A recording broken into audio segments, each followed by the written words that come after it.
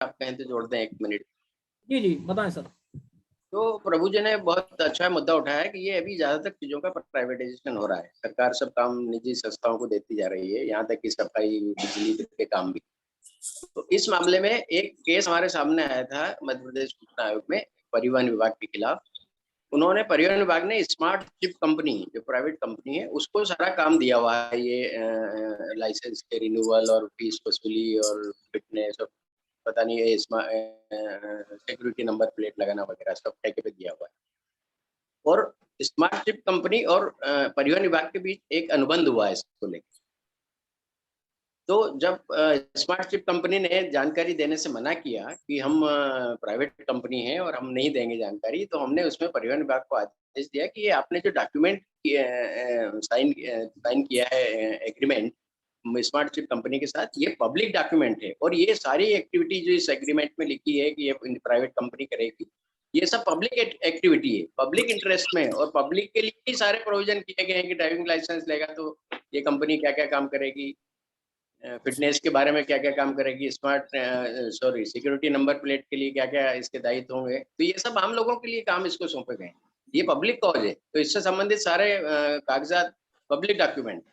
इसको लेके तब थे परिवहन आयुक्त श्री शैलेंद्र श्रीवास्तव जी, वो हमसे मिलने भी आए और उन्होंने रिक्वेस्ट की पर्सनली कि सर ये थोड़ा ऑर्डर आप इसमें कुछ और करें, जानकारी देने की बातें ना करें क्योंकि ऐसी-ऐसी जानकारियाँ हैं, वैसी जानकारियाँ हैं। तो हमने उनको साफ इनकार किया कि नहीं, ये सारी पब्लिक एक्टिविटी है, लोक क्रियाकलाप से संबंधित है और इसमें लोकधन खर्च होता है, सीधा जनता से पैसा वसूल रही है और उसका अधिकार आपने इसको दिया। इसलिए स्मार्ट शिप कंपनी की जो भी जानकारी आपके पास संधारित है, कंपनी भले ही सीधे न दे, वो आप परिवहन विभाग को देनी पड़ेगी और वो आखिर परिवहन विभाग को उसका पालन करना। ये निजीकरण जो हो रहा है उसके बारे में भी ये है कि जो विभाग निजीकरण कर रहा है, वो निजी एजेंसी से संबंधित जानकारी उस विभाग से हम मांग सकते हैं। धन्यवाद। मुझे बीच में इस चीज के ऊपर एक और ऐड करना है कि अभी जितने भी समझिए कि महाराष्ट्र में अभी ज्यादा करके सभी आईटी मैटर्स को सभी कुछ एक प्राइवेट कंपनी के अंडर है। एक तो महा ऑनलाइन करके उन्होंने एक कॉर्पोरेट ग्रुप फॉर्म किया है जिसमें मॉनिटरिंग के लिए गवर्नमेंट के अधिकारी भी हैं। महाराष्ट्र आईटी एक्ट के तहत उन्होंने एक कॉर्पोरेशन फॉर्म किया है, उसमें सभी आईएएस ऑफिसर हैं, लेकिन आप गवर्नमेंट अपॉइंटेड पर्सन है, लेकिन उधर अभी तक पब्लिक इंफॉर्मेशन अपॉइंट किया नहीं गया है और एपेलेट अथॉरिटी नहीं है। अभी हमने वो इंफॉर्मेशन चीफ मिनिस्टर को हमने लेटर भेजा कि भाई हम तो जानते ही नहीं है इनके कौन पब्लिक इंफॉर्मेशन ऑफिसर है और क्या है उनके वेबसाइट में। तो अभी वो कार्रवाई चाहे ने देखिए 16 साल के बाद में खुद होके जो गवर्नमेंट डिपार्टमेंट्स अपने पीआईओस और एपेलेट अथॉरिटी को अपॉइंट करना चाहिए, आज तक किया हुआ नहीं है। और ये तो क्या ये जानते नहीं है, ये जरूर जानते हैं।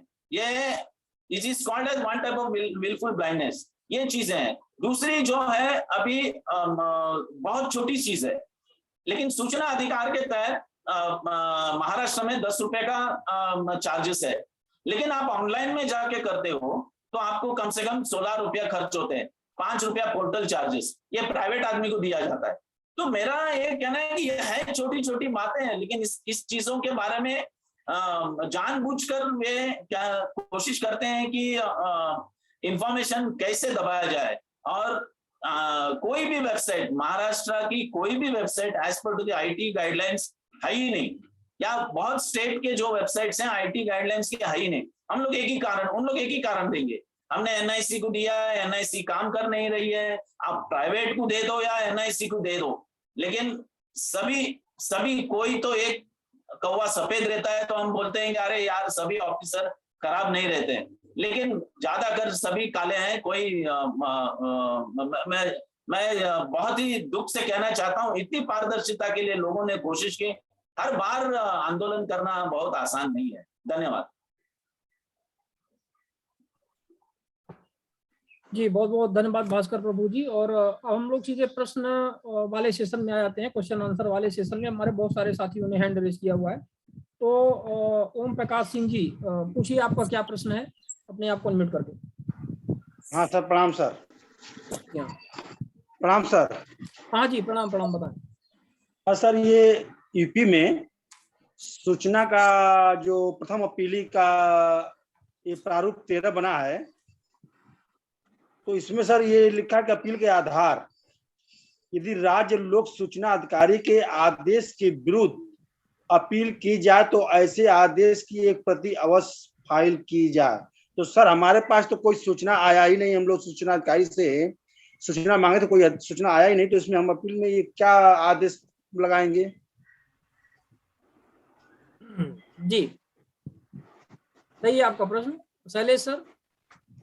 अगर जवाब आया है तो जवाब जोड़ना है, नहीं तो लिखिए कि कोई जवाब नहीं आया है सूचना अधिकारी से, इसके लिए हम ये नहीं जोड़ पा रहे हैं। अच्छा सर, ये कहना है कि ये प्रारूप से ही अपील करें या ऐसे भी हम अपील कर सकते हैं सादे कागज पर भी टाइप करा के? नहीं, अभी उत्तर प्रदेश के रूल्स में नहीं जानता हूं, मगर उत्तर प्रदेश के रूल्स में प्रारूप दिया गया है तो मेरे हिसाब से वो फॉलो करना बेहतर रहेगा। ठीक है, आगे बढ़े। महेंद्र गुप्ता जी, आपका प्रश्न, अपने आप को अनम्यूट कर लें महेंद्र गुप्ता जी।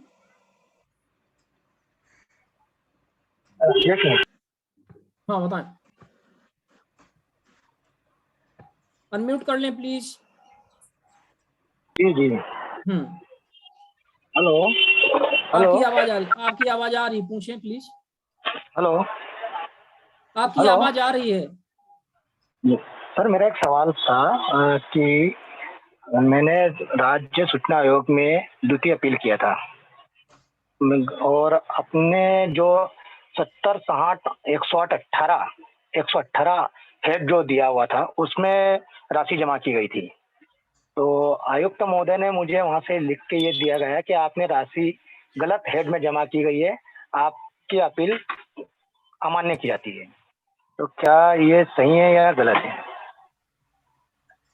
हेलो।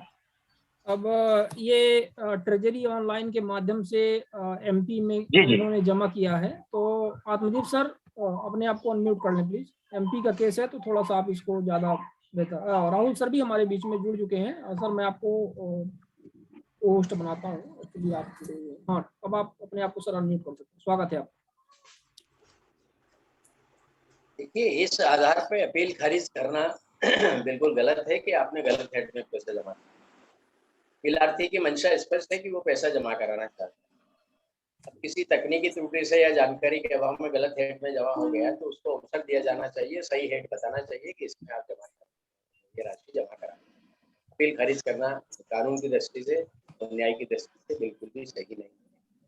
आप ये वापस उनको एक सही हेड में जमा करके प्रार्थना पत्र दे सकते हैं, फिर ये अपील स्वीकार की जाएगी। और बीच में अगर ये लेट हो गए इस सारी प्रक्रिया के कारण, 90 दिन की मियाद अपील करने की अगर पूरी हो रही तो वो भी इसके आधार पे तो विलंब जमा करने का अनुरोध कर सकते हैं। और किस हेड में जमा करना है ये आरटीआई संबंधी ये हम अभी मौखिक नहीं आ रहा है, लेकिन हमारे जानकारी प्रकाशित की जा चुकी है। खास करके इंदौर के एक आरटीआई के बहुत अच्छे साथी हैं, अरुण सिंह जो हैं, वो इसके एक्सपर्ट हैं, उन्होंने इस बारे में सबको बहुत अच्छे से गाइड। इस विषय में यदि बात की जाए तो राहुल जी के ही आदेश को एक आधार बनाकर ज्यादातर लोग एमपी ऑनलाइन ट्रेजरी के माध्यम से पेमेंट कर रहे हैं। और नगर निगम रीवा का केस था जो कोविड के दौरान हुआ था, और उसी के बाद आपका राहुल सर आपका आदेश आया था। तो जैसे कभी यदि हेड मान लीजिए ट्रेजरी हेड किसी ने गलत कर दिया, और सवाल यह है कि आपने ये भी अपने आदेश में कहा है कि फीस एक सिंबॉलिक होती है, इससे रेवेन्यू कलेक्ट करना कोई उद्देश्य नहीं होता है। आपने बिल्कुल बहुत ही क्लियरली पीएचई के हमारे ही केस में आपने 2 लोगों को बख्शा है 25,000 रुपए फाइन, सिर्फ इसलिए आपने इन्हें लगाया क्योंकि वो एक माइनर मिस्टेक आपने उनको बताया था। तो सवाल यह है कि मान लीजिए किसी आवेदक ने थोड़ी ये गलती कर ही दी कि वो ट्रेजरी राजस्व के स्थान पे कहीं आबकारी को या मान लीजिए किसी दूसरे को चला गया, पंचायत विभाग को चला गया, तो जा तो आखिर शासन के खाते में ही रहा है। तो क्या इस आधार पर अपील को निरस्त किया जाना चाहिए या वापस किया जाना चाहिए? बिल्कुल शिवानंद जी, आपने सही कहा कि आरटीआई एक्ट में इनफैक्ट आप एक श्रीधर आचार्य जी जो फॉर्मर इंफॉर्मेशन कमिश्नर हैं, उनका भी आदेश है, उन्होंने भी ये स्पष्ट किया था कि ये कोई प्राइमरी ऑब्जेक्टिव नहीं है आरटीआई एक्ट का कि फीस कलेक्ट करना है। एक प्रोसीजर एक तरीका है जो उसमें डिफाइन किया गया है अंडर रूल्स कि क्या फीस होगी और इसीलिए फीस कलेक्ट की जाती है। अब रही बात कि फीस जो है वो डिपॉजिट कहाँ हो रही है और आप उसको कैसे मानेंगे कि वो फीस उनका, जब ये ऑब्जेक्शन ये आता है कि हमारे पर्टिकुलर हेड में उन्होंने फीस जमा नहीं की है। लेकिन देखिए, जब कोई स्टैम्प खरीदता है या गवर्नमेंट के खाते में आप पोस्टल ऑर्डर खरीदता है तो गवर्नमेंट के खाते में तो पैसा आ गया, तो एक तरह से आप उसको वो मान्य करना पड़ेगा कि गवर्नमेंट के खाते में अगर पैसा आ गया है तो फिर आप उसको एक टेक्निकल, बहुत बड़ा ऐसा टेक्निकल फ्लॉ बता करके आरटीआई को नहीं रोक सकते हैं। तो इसमें थोड़ा सा कंसिडरेट व्यू रखना चाहिए जितने पीआईओज हैं उनको, और इस आधार पर इसको खारिज नहीं करना चाहिए। मैं बार बार कहता हूं कि कोई भी आरटीआई एप्लीकेशन आप खारिज करते हैं तो इंफॉर्मेशन कमीशन में जो जितने इंफॉर्मेशन कमिश्नर हैं वो पीआईओज की नीयत देखते हैं। माइनर मिस्टेक सबसे हो सकती है और इसीलिए कई बार जुर्माना नहीं लगाया जाता है, लेकिन अगर नीयत है इंफॉर्मेशन देने की और सही में कोई अगर ऐसा जेन्युइन मिस्टेक हो गई हो जहां पर ऐसा दिख रहा है कि अनइंटेंशनल है और इसीलिए जानकारी नहीं उपलब्ध कराई है या फिर फीस जो है वो एक्सेप्ट नहीं की गई है, लेकिन इंटेंशन अगर दिख जाता है तो फिर गड़बड़ हो जाती है। इसीलिए मेरा हर बार मेरा पीआईओ को मैं हमेशा उनको वार्न करता रहता हूँ कि आप जब भी अपने अपीलों का, आप आरटीआई आवेदन का आप निराकरण करें तो ये बहुत ही स्पष्टता से देखें कि आप इंफॉर्मेशन देने लायक है या नहीं है। ये जो तमाम जो बहाने होते हैं, मैं इसको बहाने बोलता हूँ कि ये फीस नहीं है या कोई दूसरी चीजें नहीं है, आरटीआई आवेदक जो है वकील है, ये आजकल इस तरह की काफी चीजें आ गई हैं। उसने अपने संस्था के नाम से लगाया है, आवेदक है लेकिन आवेदक के नीचे संस्था का नाम लिखा हुआ है। ये सारे तमाम बहाने हैं, तो इन बहानों को अवॉइड करते हुए जहां तक पॉसिबल हो वहां पर वो सेक्शन 5(3) के तहत सहयोग की भावना रखते हुए आरटीआई आवेदक के प्रति आरटीआई आवेदनों का निराकरण करें। जी सर, धन्यवाद। कार्यक्रम में आगे बढ़े और जगन्नाथ कुलकर्णी जी ने भी हैंड रेज किया हुआ। जगन्नाथ कुलकर्णी जी, आप अपने आप को अनम्यूट करके अपनी बात पूछें।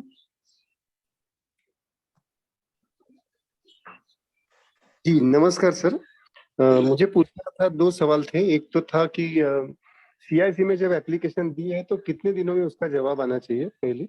दूसरी है कि आरटीआई के तहत हो या जैसे आरटीआई आने के बाद है, ऑफिशियल सीक्रेट्स एक्ट, इसके अंडर कोई जानकारी देना नहीं देना, ये कहाँ तक लागू होता है? ऑफिशियल सीक्रेट्स एक्ट क्या ये लागू है आज भी, और पुलिस को विशेष रूप से ये लागू है क्या? धन्यवाद सर।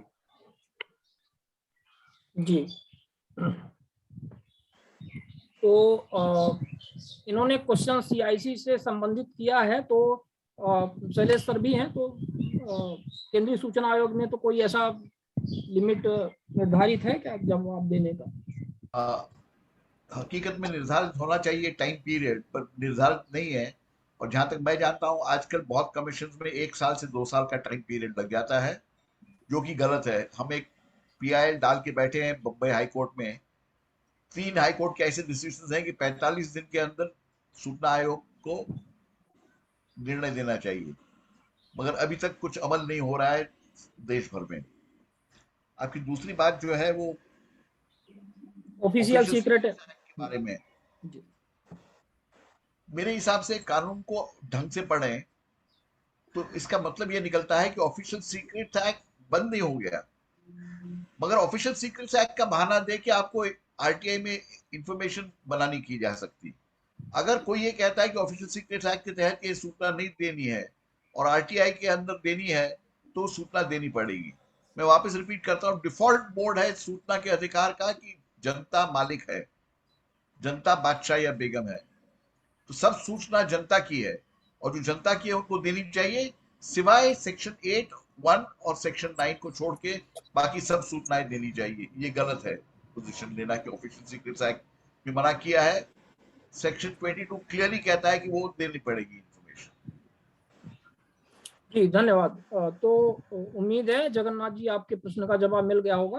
आप इसके लिए अपील करें, यदि वो जानकारी नहीं दे रहे हैं तो संभवतः जब आपकी अपील जाएगी आयोग में तो आपका सही निराकरण होगा।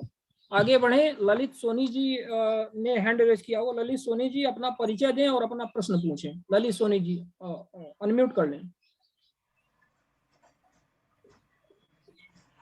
अनम्यूट कर लें प्लीज अपने आप को। भैया प्रणाम। पहले सभी वरिष्ठ लोगों को मेरी ओर से नमस्कार। मेरी ओर से एक जानकारी कुछ जानना चाह रहा हूँ। जैसे आत्मदीप जी सर ने दो चीजें बताई थी आरटीई से जुड़े हुए, और मैं कुछ उनसे ही जानकारी चाह रहा हूँ। आत्मदीप जी सर हैं अभी? हाँ, आप अपनी बात पूछिए। उन्होंने एक बात बताई थी कि आरटीई के अंतर्गत सभी प्राइवेट स्कूल आते हैं। अगर वे इस तरह की जानकारी छुपाते हैं तो इसके अंदर क्या अपन एफआईआर दर्ज कराना या इस तरह की शिकायतों को कर सकते हैं? मेरा पहला तो ये था। मेरा दूसरा ये था कि अगर अन्य राज्यों में आरटीआई के जो निर्णय होते, अन्य राज्यों के जो सूचना आयुक्त, जो माननीय सूचना आयुक्त जो है मुख्य सूचना आयुक्त जी, अगर वो कोई निर्णय देते हैं तो वो अन्य राज्यों पर लागू होता है क्या? मतलब पैन इंडिया जिसको बोल सकते हैं अपन को, कि एक विषय में पैन इंडिया हो सकता है ना। और तीसरे नंबर से मेरा एक और मेरा थोड़ा सा जानकारी थी कि माननीय नित्यानंद जी ने एक जानकारी दी थी प्राइवेट स्कूल से जुड़े हुए दिल्ली के एक फैसले की। तो अगर वे इस तरह का कोई फैसला है तो आपके माध्यम से हमें व्हाट्सएप के थ्रू अगर मिल जाए तो आपकी मेहरबानी होगी, ऐसा मैं आपसे निवेदन करता हूँ। ठीक है, ठीक है। तो आत्मदीप सर, इनका प्रश्न आपसे था आरटीई में जानकारी। आप एक एक प्रश्न बोलते जाए, एक एक प्रश्न इन्होंने इकट्ठे पूछ लिए थे। आरटीई में यदि गलत जानकारी मिले तो उस पर एफआईआर करवाना चाहते हैं। देखिए, एफआईआर का आरटीए एक्ट में कोई प्रावधान नहीं है, लेकिन राजस्थान के कुछ साथी इसका उपयोग कर रहे हैं भारतीय दंड संहिता के तहत एफआईआर दर्ज कराने, और कुछ मामले उन्होंने कोर्ट में भी पेश किए हैं। लेकिन हमारी जानकारी में अभी तक इस एफआईआर दर्ज कराने का, सूचना गलत देने के बारे में या न देने के बारे में, इसका कोई अंतिम परिणाम एफआईआर का या कोर्ट में जो भी फैसला वगैरह पेश किए उनका अभी तक हमारे सामने आया। ये आपके वेब पे निर्भर करता है, और इस वेबिनार में राजस्थान के जानकार साथी वकील इस बारे में डाल चुके हैं। आप उनसे संपर्क कर सकते हैं। लीगल एम्बिट ऐप है उनका, उसको भी आप निःशुल्क एक मिस कॉल भी देंगे तो आपको फोन करके आपसे पूछेंगे और आपको guide. Legal ambit app search कर लीजिए गूगल से, जानकारी ले लीजिए। सर, इनका दूसरा प्रश्न ये था कि खैर वो तो एक कॉमन प्रश्न है, उसका तो जवाब इनको क्लियर होना चाहिए कि बिल्कुल वो लागू होता है। इनका ये था दूसरा प्रश्न कि यदि मान लीजिए Uttar Pradesh state information commission या महाराष्ट्र स्टेट इंफॉर्मेशन कमीशन ने एक ऑर्डर दिया हुआ है, तो क्या वही ऑर्डर ये आधार बनाकर एमपी में अपना जब आरटीआई की इनकी सुनवाई होती है अपील की, तो क्या वही ऑर्डर को ये आधार बना करके वहां से भी सिमिलर रिजल्ट प्राप्त कर सकते हैं? मतलब बाइंडिंग है कि नहीं वो, जैसे मतलब इस तरह से कोई इस तरह का ऑर्डर का रेफरेंस दे करके सिमिलर रिजल्ट इनको दे सकता है सुनवाई में? देखिए, किसी अन्य राज्य के सूचना आयोग का निर्णय आप अपने पक्ष को पुष्ट करने के लिए अपनी अपील में या शिकायत में उद्धृत कर सकते हैं, उसका उल्लेख कर सकते हैं और उसके मुताबिक न्याय करने की आप फरियाद कर सकते हैं। लेकिन ये कोई भी सूचना आयोग बाध्य नहीं है कि वो दूसरे सूचना आयोग या केंद्रीय सूचना आयोग के आदेश को माने ही। ये हर सूचना आयुक्त अपने विवेक पर निर्भर करता है, और आप देखेंगे कुछ मामलों में सूचना आयुक्तों को विरोधाभासी फैसले भी होंगे। किसी सूचना आयुक्त ने आदेश दिया कि इस मामले में जानकारी दी जाए, दूसरे सूचना आयुक्त ने अपील खारिज कर दी कि जानकारी दी जाए। तो ऐसा कोई सर्वमान्य आदेश नहीं माना जा सकता कि किसी केंद्रीय सूचना आयोग या किसी राज्य सूचना आयोग ने आदेश दे दिया तो उसको सब मानेंगे ही। अभी माननीय शैलेश भाई कह रहे थे सूचना आयोग से बड़ी तो हाई कोर्ट है। हाई कोर्ट 3 हाई कोर्ट आदेश दे चुके हैं कि द्वितीय अपील का निपटारा सूचना आयोग 45 दिन के भीतर करें, लेकिन उसको ज्यादातर राज्य नहीं मान रहे। तो ये वैधानिक स्थिति है। बिल्कुल सही बात। सुप्रीम कोर्ट का जजमेंट जरूर पूरे देश में सब लोग मानने को बाध्य हैं। बाकी हाई कोर्ट के मामलों में भी लोग ये कानूनी आड़ ले सकते हैं कि ये एक मामले विशेष में दिया गया आदेश है, उस पर लागू होता है। ये सबके लिए आदेश नहीं। और सर, सुप्रीम कोर्ट का आदेश भी जिस प्रकार से गांधी सर अपना तर्क देते रहते हैं एक दो मामलों को लेकर के, और मैं एक गिरीश रामचंद्र जी कानून वो है जो रीजनिंग पे डिपेंडेंट हो। कारण सूचना आयोग के निर्णय भी जो रीजनिंग है, जो उसके कारण दिए हैं सूचना देने को या नहीं देने को, वो आर्ग्यू हो सकते हैं, मगर वो कानून के तौर पे लागू नहीं होते।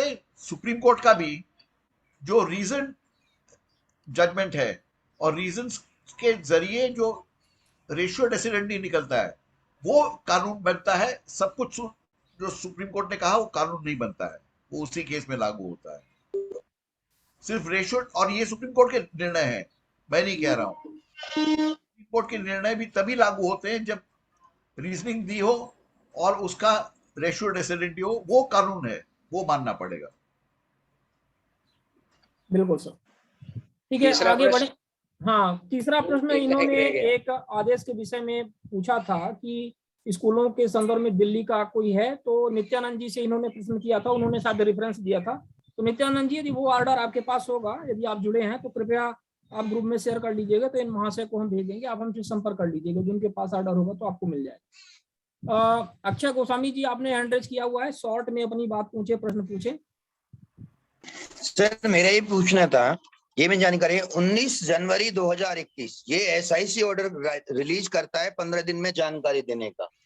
नेक्स्ट हियरिंग होती है 20/7 को। 20/7 को भी कोई 15 दिन में जानकारी, जनवरी में ऑर्डर पास कर देते हैं, दी जाए। 20/7 को फिर हियरिंग होती है, कोई ऑर्डर नहीं, इसको फॉलो नहीं किया जाता, जानकारी नहीं दिलवाई जाती, हमें कोई जानकारी नहीं दी गई।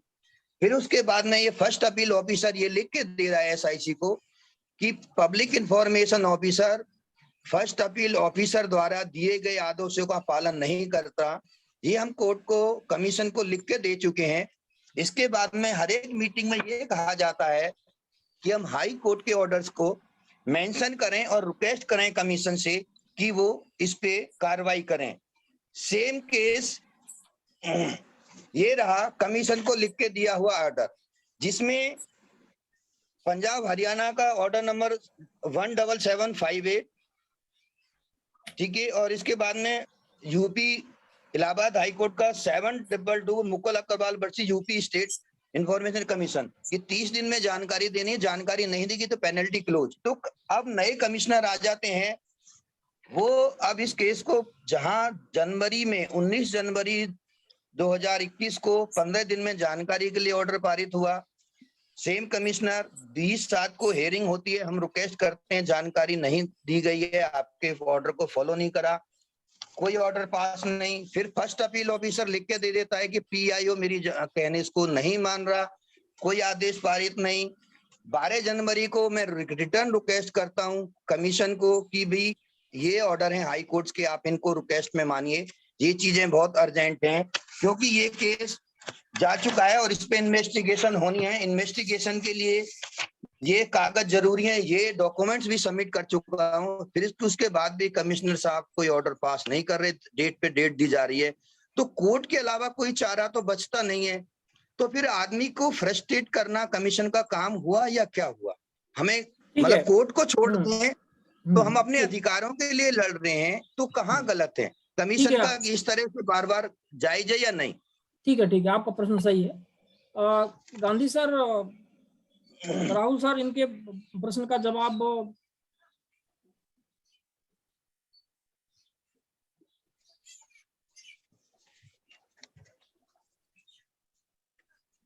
गांधी सर। मेरे हिसाब से कमीशन कंप्लीट डेरिलेक्शन ऑफ ड्यूटी है, अपना काम बिल्कुल नहीं कर रहा है। जो आपने समझाया है उस हिसाब से अगर बात है तो कमीशन को काम करना चाहिए, और इसके लिए आपको पब्लिक दबाव बनाना पड़ेगा। इसके अलावा या कोर्ट में जा सकते हैं। मैं कबूल करता हूं कि कमीशन को अपना काम करना चाहिए, वो अपनी ड्यूटी नहीं निभा रहा है। उसकी जो 19 जनवरी का ऑर्डर है, कमीशन का 15 दिन में जानकारी। अक्षय जी, आपने जो बताया वो हिसाब से मैं इतना ही कहता हूं कि कमीशन अपना काम नहीं कर रहा है और कमीशन को ये करना गलत है। कमीशन सरासर गलत है। अब हाई कोर्ट में जाना है या नहीं जाना है वो आप देखिए, उसके बारे में तो मैं कुछ नहीं कहूंगा। पर आपके पास इसके लिए तरीका एक ही है, हाई कोर्ट में जाके आप इस बात को रखें और हाई कोर्ट से रिप्रिमांड दिलवाएं, कमीशन को डांट करवाएं, अगर तो शायद कुछ फर्क पड़े। अरे सुप्रीम कोर्ट की डांट को नहीं मानते हैं तो आप हाई कोर्ट की क्या बात मानेंगे? मैं उसके यही अलावा- कह रहा हूँ कि उसके अलावा कमीशन उसके अलावा कोई तरीका मुझे नहीं दिखाई देता। सिर्फ रो सकते हैं और कह सकते हैं कि वो गलत है, उससे कुछ फर्क नहीं पड़ेगा। कुछ फर्क पड़ना है तो या दो चीज, या तो हाई कोर्ट में जाइए या छोड़ दीजिए। हम कह सकते हैं कि कमीशन अपना काम नहीं कर रहा है। बात सही है, बात सही है, वही ठीक है, मैं कह रहा हूँ। मेरी आवाज सुनाई दे रही? हाँ, आपकी आवाज आ रही भास्कर जी। मैं यही कह रहा हूँ कि अभी 15 साल के बाद में सभी कमीशन के ऊपर सब लोग टूट पड़ना चाहिए। भाई आप काम नहीं कर रहे हो, और ये जब तक नहीं होगा तो ये चलता रहेगा। आप कमीशन के पास जाते रहेंगे, उनका सैलरी मिलता रहेगा, ये चलता रहेगा, लीव ले लेते रहेंगे, छुट्टियां मनाते रहेंगे। मैं ऐसे ही कहना है, एक दो कमिश्नर पूरे देश के लिए अच्छे हैं तो वो पूरा देश सुधरने वाला नहीं है। और सभी कमिश्नर में अगर काम गलत कर रहे हैं तो आप एक दूसरे कमिश्नर ने बताना चाहिए आप गलत कर रहे हैं, और ये चेतावनी देना चाहिए सभी नागरिकों ने, सभी ऑर्गेनाइजेशंस ने। अगर ये उठा के लेना ही चाहिए, नहीं तो बहुत तकलीफ होगी आगे। भास्कर प्रभु सर, आप एक चीज हमेशा कहते हैं कि कमिश्नर्स को, जैसे उदाहरण के लिए राहुल जी अच्छा काम कर रहे हैं, उप्रेती जी या कोई भी व्यक्ति अच्छा काम कर रहे हैं, यदि ये अच्छा काम कर रहे हैं तो ठीक है, इनका इंडिविजुअल है कि वे अच्छा काम कर रहे हैं। लेकिन जो बाकी लोग अच्छा काम नहीं कर रहे हैं, यदि उनके विरुद्ध राहुल जी या उप्रेती जी या कोई जी, मतलब इस तरह से बारेठ जी यदि वो वोकल हो गए, तो वो कहाँ तक तर्क संगत होगा? वो अच्छा नहीं कहलाएगा मेरे ख्याल से। उसमें फिर एक वो बन जाएगा, और कहीं ना कहीं वो जो ज्यादा काम ना करने वाले लोग हैं वो इनके ऊपर चढ़ जाएंगे और ये अच्छे से काम नहीं कर पाएंगे, मुझे ये लगता है। तो इसमें नहीं, ये तो सामना नहीं शिवानंद जी, ये तो सामना करते रहना ही पड़ेगा। अच्छे कमिश्नर्स को भी ये सामना करते रहना पड़ेगा। जैसे कि महाराष्ट्र में हम लोग जब कमिश्नर सही उनको हम बता रहे थे कि भाई दिन में आप 25 डिस्पोजल्स आप आसानी से कर सकते हैं, तो हम कमीशन के ऑफिस में जाके बैठते थे। शैलेश जी को याद होगा कि शैलेश जी ने फॉर्मेट बनाए थे, हमने भी एक फॉर्मेट बनाया था, तो हम इट्स एन ओपन कोर्ट, तो हम वो उस ओपन कोर्ट में हम बैठते थे और हम लिखते थे। हम डिस्टर्ब नहीं कर रहे थे, लेकिन हम सिर्फ बैठ रहे थे, ना आर्ग्यूमेंट हम कर रहे थे, हम बैठ रहे थे। और एक दबाव बन गया था कि एक ऑर्डर के लिए उनको कितना टाइम जाता है, और उस टाइम के हिसाब में हमने वो टोटल बता दिया गया कि कम से कम आप 25 डिस्पोजल्स कर सकते हैं। अभी आपने इलाहाबाद के हाईकोर्ट की आपने मुझे लगता है कि मिस्टर व्यास ने लगता है शायद पब्लिश किया था, मेरे को बराबर याद नहीं, उसमें तो लिखा भी है आप एडजॉर्न करते नहीं बैठ सकते हैं। जब इनको पावर्स ही नहीं है कंटिन्यूस एडजॉर्न करते ही बैठो। उन्होंने अगर समझो अभी पीआईओ अगर इंफॉर्मेशन देना नहीं जाता है तो वो पीआईओ को बुला सकता है, उनके सिविल कोर्ट के राइट्स दिए हैं, वो भले बाद में पीआईओ कोर्ट में जाएगा, लेकिन अपनी पूरी प्रावधानें हैं उनके पास कि उस पीआईओ के ऊपर कार्रवाई करे। अपनी पावर्स को यूज जब पूरी नहीं करते हैं तो ये बाधाएं आती है। वे public authority, head of the public authority को भी लिख सकती है, आपका पीआईओ इंप्लीमेंट नहीं कर रहा है तो इसके ऊपर आप इंटरनली डिसिप्लिनरी इंक्वायरी कॉल करें, उनके एसीआर में डाले। ये बाकी सभी चीज का इस्तेमाल होना चाहिए इसके साथ में, तब इम्प्लीमेंटेशन ज्यादा होगा। इनको भी दिक्कतें होंगी, किसको दिक्कतें नहीं होती है? आज हम लोग जो सूचना अधिकार के तहत जो आर्ग्यूमेंट्स करते हैं या आंदोलन करते हैं, क्या दिक्कतें नहीं होती है, लेकिन ये तो फेस करना ही पड़ेगा। मैं तो कहता हूं कि मैं ओपनली कहना था, शैलेश जी है इस मीटिंग में, हम एक इंफॉर्मेशन कमिश्नर के पास हम गए थे मिलने के लिए और हमने शैलेश गांधी के ऑर्डर्स के बारे में रेफरेंस दिया। आप इसमें आप देख लीजिए, इसमें अगर शैलेश जी का गलती है तो आप बताइए, कोई प्रॉब्लम नहीं है। लेकिन उन्होंने बिना देखे कहा था शैलेश इज अ फूल। अरे ऐसे सब बातें जब कहती हैं तो शैलेश तो वे फेस करते हैं। तो मुझे लगता है कि हम लोग ने जो भी अच्छे इंफॉर्मेशन कमिश्नर्स हैं, ऐसा हम बोलते हैं, उस इंफॉर्मेशन कमिश्नर्स ने अपना काम भी नहीं, दूसरों के बारे में अगर गलत हो रहा है तो एटलीस्ट उन्होंने बातें तो इनडायरेक्टली हो या डायरेक्टली हो, ऐसे अगर बातें करते नहीं रहेंगे तो ये नहीं होगा, मेरे हिसाब में नहीं होगा। क्योंकि इंफॉर्मेशन कमिश्नर्स और पब्लिक इंफॉर्मेशन ऑफिसर, ये दो इतने महत्वपूर्ण पहलू है सूचना अधिकार के लिए कि इनको देखिए भास्कर प्रभु सर, आपने बहुत सही बात कही है। लेकिन हमें लगता है कि जैसे जो सूचना आयुक्त यहाँ पर आते हैं, जो वर्तमान सूचना आयुक्त हैं जो यहाँ पर आते हैं, हम लोगों के बीच में अपनी बातें रखते हैं, विशेष तौर पे राहुल सर, क्योंकि शुरुआत उन्होंने इस कार्यक्रम की करवाई और कि शुरू से वो एक मोटिव रहे हैं, बहुत बड़ा फोर्स रहे हैं इसको वो करने के लिए, और वो तो पब्लिकली बोलते आ रहे हैं, सब कुछ कर रहे हैं वो। लेकिन अब वो और क्या कर सकते हैं? क्या वो दूसरे सूचना आयुक्तों को, उनके जो कॉलीग्स वगैरह हैं, क्या उनसे वो लड़ जाएंगे? क्या उनको वो बोल सकते हैं? ये तो उनके पास अधिकार नहीं है। नहीं शिवानंद जी, ये एक गलत फहमी है कि उन्होंने लड़ना चाहिए। मेरा ये कहना मतलब है कि हमने ओपनली अभी आस्ते अगर हम बात नहीं करेंगे तो मुझे लगता है कि ये बहुत दिक्कत होगी। अगर हम बोलेंगे वो हमारे वो अच्छे हैं, ये अच्छे हैं, उन्होंने ऐसा किया, ये मुझे लगता है, राहुल सिंह के बारे में तो हम प्रशंसा कर ही रहे हैं, बाहर भी बोल रहे हैं कि आप भी ऐसे चालू करो या आप इस वेबिनार में आ जाओ, ऐसा हम बोलते हैं। हम महाराष्ट्र में सभी का, राहुल जी का टोटल राहुल हमने सभी इंफॉर्मेशन कमिश्नर के पास भेजा है, लेकिन किसी की बात ही नहीं आती है। तो मेरा कहना है कि राहुल जी और शैलेश जी, श्रीधर आचार्य, even Wajahat अबीबुल्ला, they are all exceptions में देश तो नहीं चलेगा ना, मेरा ये कहना है। राहुल जी का काम हम सराहनीय करें और उनको अपने कंधों पे बिठाएं, और दूसरे कमिश्नर जो काम नहीं करते हैं उनको शर्म करवाएं, तो शायद बिल्कुल। तो ये काम हम लोग कर सकते हैं, बिल्कुल सही बात है। तो हम लोग तो निरंतर कर रहे हैं, मीडिया के माध्यम से, हर तरह से माध्यम से लोग ईमेल बना रहे हैं, ईमेल बना करके लिख रहे हैं, ऐसे एक्टिविस्ट इसमें सब जुड़े हुए हैं। अग्रवाल जी वगैरह हैं, देवेंद्र जी और इनके, और जायसवाल जी और बहुत सारे हमारे साथी हैं राजस्थान से भी, थोक में ईमेल करते हैं आयोगों को, उनको बुरी तरह से लपेट रहे हैं और इस तरह से कर रहे हैं। तो उनको काफी इसका हो रहा है, लेकिन अभी उनके प्रभाव नहीं पड़ रहा ना इन चीजों का, वो दिक्कत की बात है। और फिर रही सही कसर कोर्टें पूरा कर रही हैं। हमें तो लगता है कि सूचना आयुक्तों से ज्यादा हम लोगों को कोर्टों से खतरा हो गया है सूचना के लिए, क्योंकि ऐसे हमारे मतलब इनके ऑर्डर्स में ऐसे स्टे मिल रहे हैं कि लगता है कि मतलब एक सामान्य क्लर्क भी, मतलब ऐसा हम तुलना नहीं कर रहे हैं माननीय जज महोदय लोगों का, लेकिन एक क्लर्क भी थोड़ा सा आवेदन पढ़ता है, उसके कार्यालय में जाता है तो कोई चीज जाती है तो थोड़ा पढ़ता है कि यार इसमें क्या लिखा हुआ है, और वो कैसे मतलब आदेश दे रहे हैं, हमें तो बहुत आश्चर्य हो रहा है। सर इसमें अब आगे बढ़े और अब अगला प्रश्न ले लें। सुनील खंडेलवाल जी, आप अपने आप को अनम्यूट करके पूछें और किससे आपका प्रश्न है वो भी पूछें। सुनील खंडेलवाल जी। जी, मेरा प्रश्न श्री शैलेश जी से है कि जैसे अभी हमारी वित्तीय अपीलें CIC में जाती है तो सुनवाई के दौरान PIO उपस्थित नहीं होते, उनके एब्सेंट में निर्णय दे दिया जाता है कि इनको सूचनाएं 21 दिन के भीतर या 30 दिन के भीतर उपलब्ध करा दी जाए। वो 30 दिन बीत जाने के बाद, 45 दिन बीत जाने के बाद, 60 दिन के बाद भी सूचनाएं नहीं मिलती है, तो इस संबंध में हमें क्या करना चाहिए? इससे आपका प्रश्न है ये भी बता दें। ये शैलेश जी से है, गांधी सर से है। हमें लगता है कि गांधी सर तो लीव कर गए क्या? हाँ, गांधी सर हमें लगता है कि कार्यक्रम में, हाँ राहुल सर बतला दें। अच्छा, राहुल सर से आपका प्रश्न है।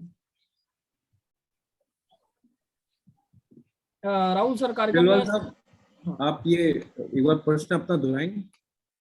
जी सर, मैं बोल रहा हूँ कि CIC में जब हमारी सुनवाई होती है तो वहाँ पर PIO अनुपस्थित रहते हैं। अनुपस्थित रहने के कारण उनको जो दंडात्मक कार्रवाई करनी चाहिए वो सब कुछ नहीं होती है, और सूचना के लिए आयुक्त महोदय का निर्णय होता है कि इनको वांछित सूचनाएं 21 दिन के भीतर उपलब्ध करा दी जाए, किसी में 30 दिनों के भीतर का आदेश दिया जाता है, लेकिन 2-2 महीने बीत जाने के बाद भी सूचनाएं अप्राप्त रहती है।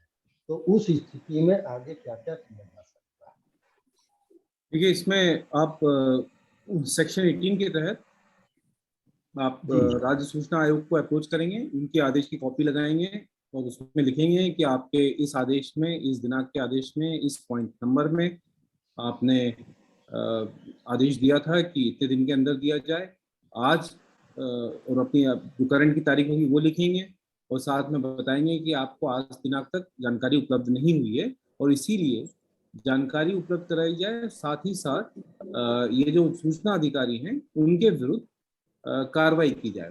थोड़ा सा धैर्य रखना पड़ेगा, क्योंकि होता ही है कि जब आप कई बार हमने देखा है कि आप इमीडिएटली जो पीआईओज होते हैं उनको भी अगर आप खबर कर देते हैं तो वो अपने हिसाब से फिर वो जानकारी देने की कोशिश करते हैं, और फिर इंफॉर्मेशन कमीशन के सामने जब वो शिकायत की सुनवाई होती है तो ये पता चलता है कि जानकारी मिल चुकी है।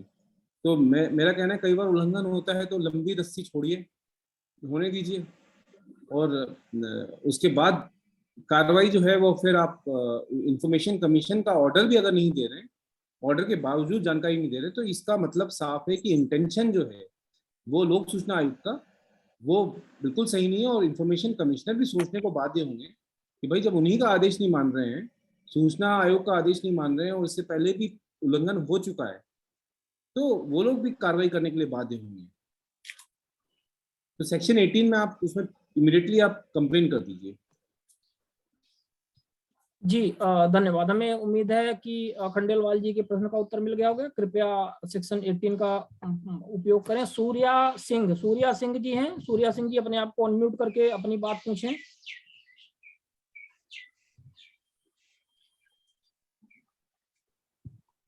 अनम्यूट कर लें अपने आप को प्लीज।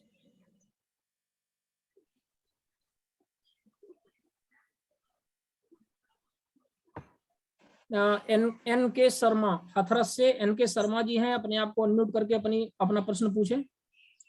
सर हाँ जी सर सूर्य हाँ। प्रकाश सिंह, मैं उत्तराखंड हरिद्वार से बोल रहा हूँ। डिप्टी जनरल मैनेजर उत्तराखंड राज्य सहकारी बैंक में हूँ मैं।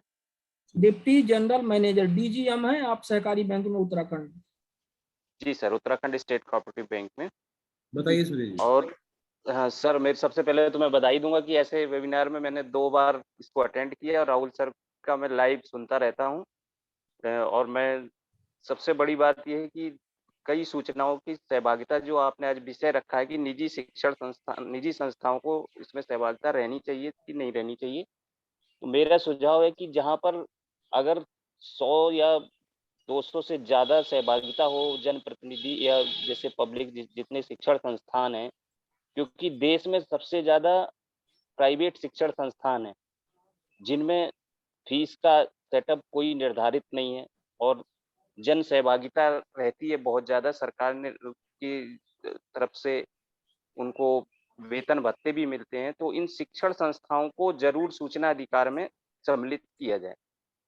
दूसरा विषय हमारा सर ये है कि क्या जो हमारा सूचना आयोग की शैक्षिक योग्यताएं निर्धारित की गई हैं उनमें बार बार सुधार होना या राजनीतिकरण होना उचित है? सर राहुल सर से मैं जानकारी चाहूंगा, क्योंकि वो स्वयं इस समय पद पर आसीन है। प्रश्न अगर उनके स्तर का ना हो तो ऐसा नहीं है कि मैं ये चाहता हूं कि राजनीतिक स्तर पर हस्तक्षेप होगा। अगर कोई आईएएस अधिकारी एज ए गवर्नमेंट की कृपा पर अगर नियुक्त होता है एज ए सूचना आयुक्त, तो कहीं कोई सूचनाओं में उसका असर तो नहीं रहेगा सर? जी देखिए सूर्य सिंह जी, ये जो आपका सवाल है कि किस तरह का सरकार का हस्तक्षेप हो सकता है, तो जो व्यवस्था बनाई गई है वो पूरी तरह से, जब ये कानून बना था, ये दुनिया के तमाम बेहतरीन कानूनों में से, जो सूचना के अधिकार को लेकर कानून बने हुए हैं पूरी दुनिया में, वर्ल्ड ओवर जो हैं लॉ, तो उन एक्टों में सबसे बेहतरीन कानूनों में से एक है हमारे देश का कानून। तो इसमें हर चीज़ का ख्याल रखा गया है। इवन जो रीअपॉइंटमेंट है इंफॉर्मेशन कमिश्नर का, जैसे मैं इंफॉर्मेशन कमिश्नर हूँ मध्य प्रदेश का, तो मेरा कोई इसी पद पर रीअपॉइंटमेंट नहीं हो सकता है। ये इसलिए कि ताकि मैं without any fear and favour में काम कर सकूं। मुझे सरकार से कोई अपेक्षा नहीं है, क्योंकि सरकार मेरा कुछ कर नहीं सकती है, क्योंकि वो वापस मेरा रीअपॉइंटमेंट नहीं करेंगे, ऐसा कानून में भी प्रावधान नहीं है। तो ये पूरा जो एक्ट है ये इसी हिसाब से बना हुआ है। तो मेरा ये कहना है कि आप जब ये देख रहे हैं कि देश में कानून में एक व्यवस्था अपनी जगह है और नियमों को थोड़ा सा जो ट्वीक करते हैं और किस हिसाब से कुछ लोग आ जाते हैं वो अपनी जगह है। लेकिन उसमें जब कानून बना था तो व्यवस्था बहुत ही स्पष्ट थी कि विदाउट फियर एंड फेवर आप काम कर सकते हैं। अब ये इंडिविजुअल लोगों का मामला है कि वो किस हिसाब से काम करते हैं, वो किसके प्रति प्रतिबद्ध हैं। जैसे मुझे लगता है कि आप जब इस पद पर आते हैं तो आपको जनता की आवाज़ सुननी चाहिए और जनता की तरफ देखना चाहिए। जिन्हें आपसे अपेक्षा है, जो आरटीआई लगाते हैं उनकी तरफ देखना चाहिए, क्योंकि उन्होंने एक मुहिम जो है एक पारदर्शिता की वो छेड़ी हुई है, वो उसके लिए लड़ रहे हैं। तो प्राइमरीली जो पूरा आरटीआई एक्ट है वो भी आप देखिए वो एक पारदर्शिता के तरफ उसका पूरी तरह से झुकाव है। पूरा एक्ट ही उस हिसाब से बना है कि जानकारी देनी है, जानकारी रोकने के लिए ये एक्ट नहीं बना है, पहली बात तो ये। तो इसीलिए जितने लोग हैं जो सूचना आयुक्त हैं उनको कम से कम ये देख करके निर्णय लेना चाहिए कि इससे जो सूचना का अधिकार अधिनियम के तहत जो आवेदन दे रहे हैं लोग, उनकी आवाज किस तरह से बुलंद हो सकती है, वो किस तरह से सही है, उनकी आवाज किस तरह से सशक्त हो और इस हिसाब से अपने निर्णय उनको सुनाने चाहिए। तभी वो एक मुझे लगता है कि सही काम कर पाएंगे सूचना के अधिकार अधिनियम के प्रति। और सर सूर्या सिंह जी बताए हैं कि वो डिप्टी जनरल मैनेजर हैं सहकारी बैंक में, और हम लोग तो सहकारी बैंकों से ही परेशान रहते हैं। वो स्वयं कहते हैं कि हम आरटीआई के दायरे में नहीं आते हैं। तो ये भी प्रॉब्लम है सहकारी संस्थान और ये चीजें हैं। तो हम लोग तो चाह रहे हैं कि वो भी आरटीआई के दायरे में आ जाए। नहीं, वो देखिए मेरा ये कहना है कि इस पूरा मामला ये हुआ है कि सहकारी संस्थाएं तो देखिए आती हैं, हुआ ये कि सुप्रीम कोर्ट का एक थलापलम जजमेंट आया और हमारे देश में क्या होता है कि हर जजमेंट का मिस इंटरप्रिटेशन बहुत होता है।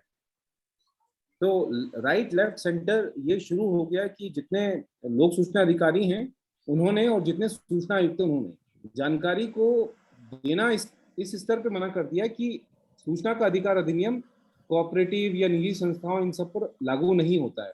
मेरा कहना है कि कोई भी सूचना आयुक्त है या कोई भी आरटीआई आवेदक है, वो आरटीआई आवेदन जब लगा रहे हैं तो आप बेसिक चीज आप देखिए कि धारा 2 के तहत जो जानकारी आप मांग रहे हैं वो सूचना के दायरे में आती या नहीं आती है। धारा 2 जिसके तहत जिससे आप जानकारी चाह रहे हैं वो व्यक्ति वो संस्था सूचना के अधिकार अधिनियम के दायरे में आते हैं या नहीं आते, बस इतना देख ले। इनडायरेक्टली भी अगर वो आ रहे हैं, जैसे कि प्राइवेट संस्थाएं कई आती हैं, प्राइवेट संस्थाओं की जानकारी भी प्राप्त की जा सकती है। जो रेगुलेटरी उनकी बॉडीज होती हैं, जो विभाग होते हैं, उनके माध्यम से प्राप्त की जा सकती है प्राइवेट संस्थाओं की जानकारी। तो इतनी बस जानकारी देख लें आप, धारा 2 के तहत जो बेयर एक्ट है आप उसको पढ़ लें और उस हिसाब से अगर आप काम कर रहे हैं तो मुझे लगता है कि उसमें कोई ये जो गुंजाइश हो रही है अभी थोड़ी बहुत जो इसको लेकर के भ्रम की स्थिति बन रही है वो नहीं रहेगी। जी सर धन्यवाद।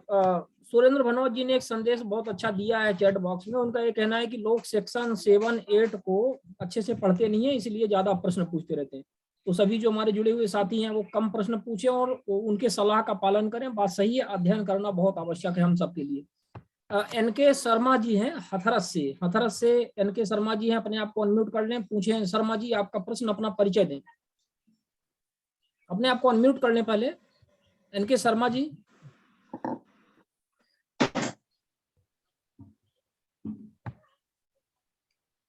ठीक है शर्मा, हाँ शर्मा जी बताएं। हेलो शर्मा जी आप पूछिए, आपका क्या प्रश्न है, प्लीज टाइम ज्यादा जाया मत करिए।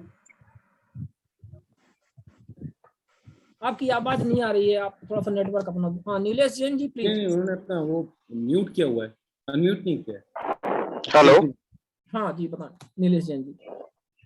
हाँ सर, सभी को नमस्कार। मेरा सर आज का जो टॉपिक है उससे संबंधित मैं पूछना चाह रहा था कि आजकल क्या होता है सर कि जैसे सरकारी संस्थाएं रहती हैं वो अपनी अनुषंगिक संस्थाएं बना लेती हैं, सब्सिडरीज, उनके माध्यम से काम करवाती है। जैसे आप अभी जो चर्चा चल रही थी सीएम हेल्पलाइन के ऊपर, सीएम हेल्पलाइन भी प्राइवेट लोगों द्वारा संभाला जाता है और रिकॉर्ड मेंटेन किया जाता है। इसी तरह बैंकिंग इंडस्ट्री में भी कुछ काम ऐसे हैं जो आउटसोर्सिंग के माध्यम से प्राइवेट कंपनियों के द्वारा कराए जा रहे हैं। और यदि हम उनसे अनुबंध की कॉपी या कुछ भी ऐसी जानकारी उनके बीच के संबंधों की मांगते हैं तो वो 8-1D का हवाला देके मना कर दिया जाता है। तो इनका सीधा संबंध जनता से रहता है, पब्लिक इंटरेस्ट से भी इनका सीधा संबंध है, तो हम किस तरह से इनसे इनके कंट्रोल के भी जानकारी ले सकते हैं? जानकारी तो आप ले सकते हैं, जैसा कि मैंने बताया, मैंने आपको एक्सप्लेन किया कि सेक्शन 2 आप देखिए, बस सेक्शन 2 को फॉलो करिए। जो जानकारी मान लीजिए सीएम हेल्पलाइन है या कोई दूसरी अन्य संस्थाएं हैं, किसी भी ऐसी संस्था जो कि शासन से जुड़ी हुई है, शासन से वित्तीय सहयोग प्राप्त कर रही, वो और साथ में जो पूरी तरह से शासन के नियंत्रणाधीन है, जिसके ऊपर शासन का कंट्रोल हो, ऐसी संस्थाओं की जानकारी आरटीआई एक्ट के माध्यम से ली जा सकती है। तो आप जो भी कंट्रोलिंग उसकी विभाग हो, वहां आप आरटीआई आवेदन लगा करके उस संस्था की जानकारी आप ले सकते हैं, उसको वो देने से मना नहीं कर सकते हैं। जहां तक जो अगर सेक्शन 81 के तहत अगर किसी उपबंध के तहत वो जानकारी देने से मना करते हैं, आप उसको कंटेस्ट करिए, फर्स्ट अपील में उसको रखिए अपनी बात को कि भाई ये जानकारी देनी होगी, इसका उल्लंघन नहीं होता है। और चूंकि उसमें थोड़ा सा लार्जर पब्लिक इंटरेस्ट आप उसमें अपना बताइए, अपना रीजनिंग दीजिए। ये जानकारी इसलिए देना जरूरी है क्योंकि इससे ये खुलासा होगा या ये चीजें सामने आएगी, पारदर्शिता बनेगी, और इसीलिए। और साथ में आप जानकारी जो है, देखिए 81J तो लागू होता नहीं है, क्योंकि जानकारी आप अधिकतर इसमें जानकारी आप सिर्फ शासन से प्राप्त कर सकते हैं। और सेक्शन 2 में स्पष्ट लिखा हुआ है कि जो जानकारी जो प्राइवेट संस्थाएं हैं उनके क्रियाकलाप की अगर आप जानकारी ले रहे हैं, तो प्राइवेट संस्थाओं को अपने रेगुलेशन के लिए जो भी वो ऑपरेशन कर रहे हैं, उस ऑपरेशन के लिए वो पर्टिकुलर कुछ जानकारियां जो हैं, जो जरूरी होती है, वो शासन के अपने संबंधित विभाग को वो उपलब्ध कराते ही हैं, एज पर रूल वो कराते हैं। तो आप तो वही जानकारी ले रहे हैं जो ऑलरेडी अवेलेबल है सरकार के पास, तो आप ले सकते हैं वो जानकारी। उसमें कोई मतलब ऐसी स्थिति नहीं है जिसको लेकर के आप कंफ्यूजन के इसमें रहे। और मुझे लगता है कि आप उसमें अपील करिए, चैलेंज करिए, और इस तरह से प्राइवेट संस्थाएं जो कि प्रत्यक्ष या अप्रत्यक्ष तौर से शासन के कंट्रोल में है, जहां से शासन जानकारी प्राप्त कर सकती हैं।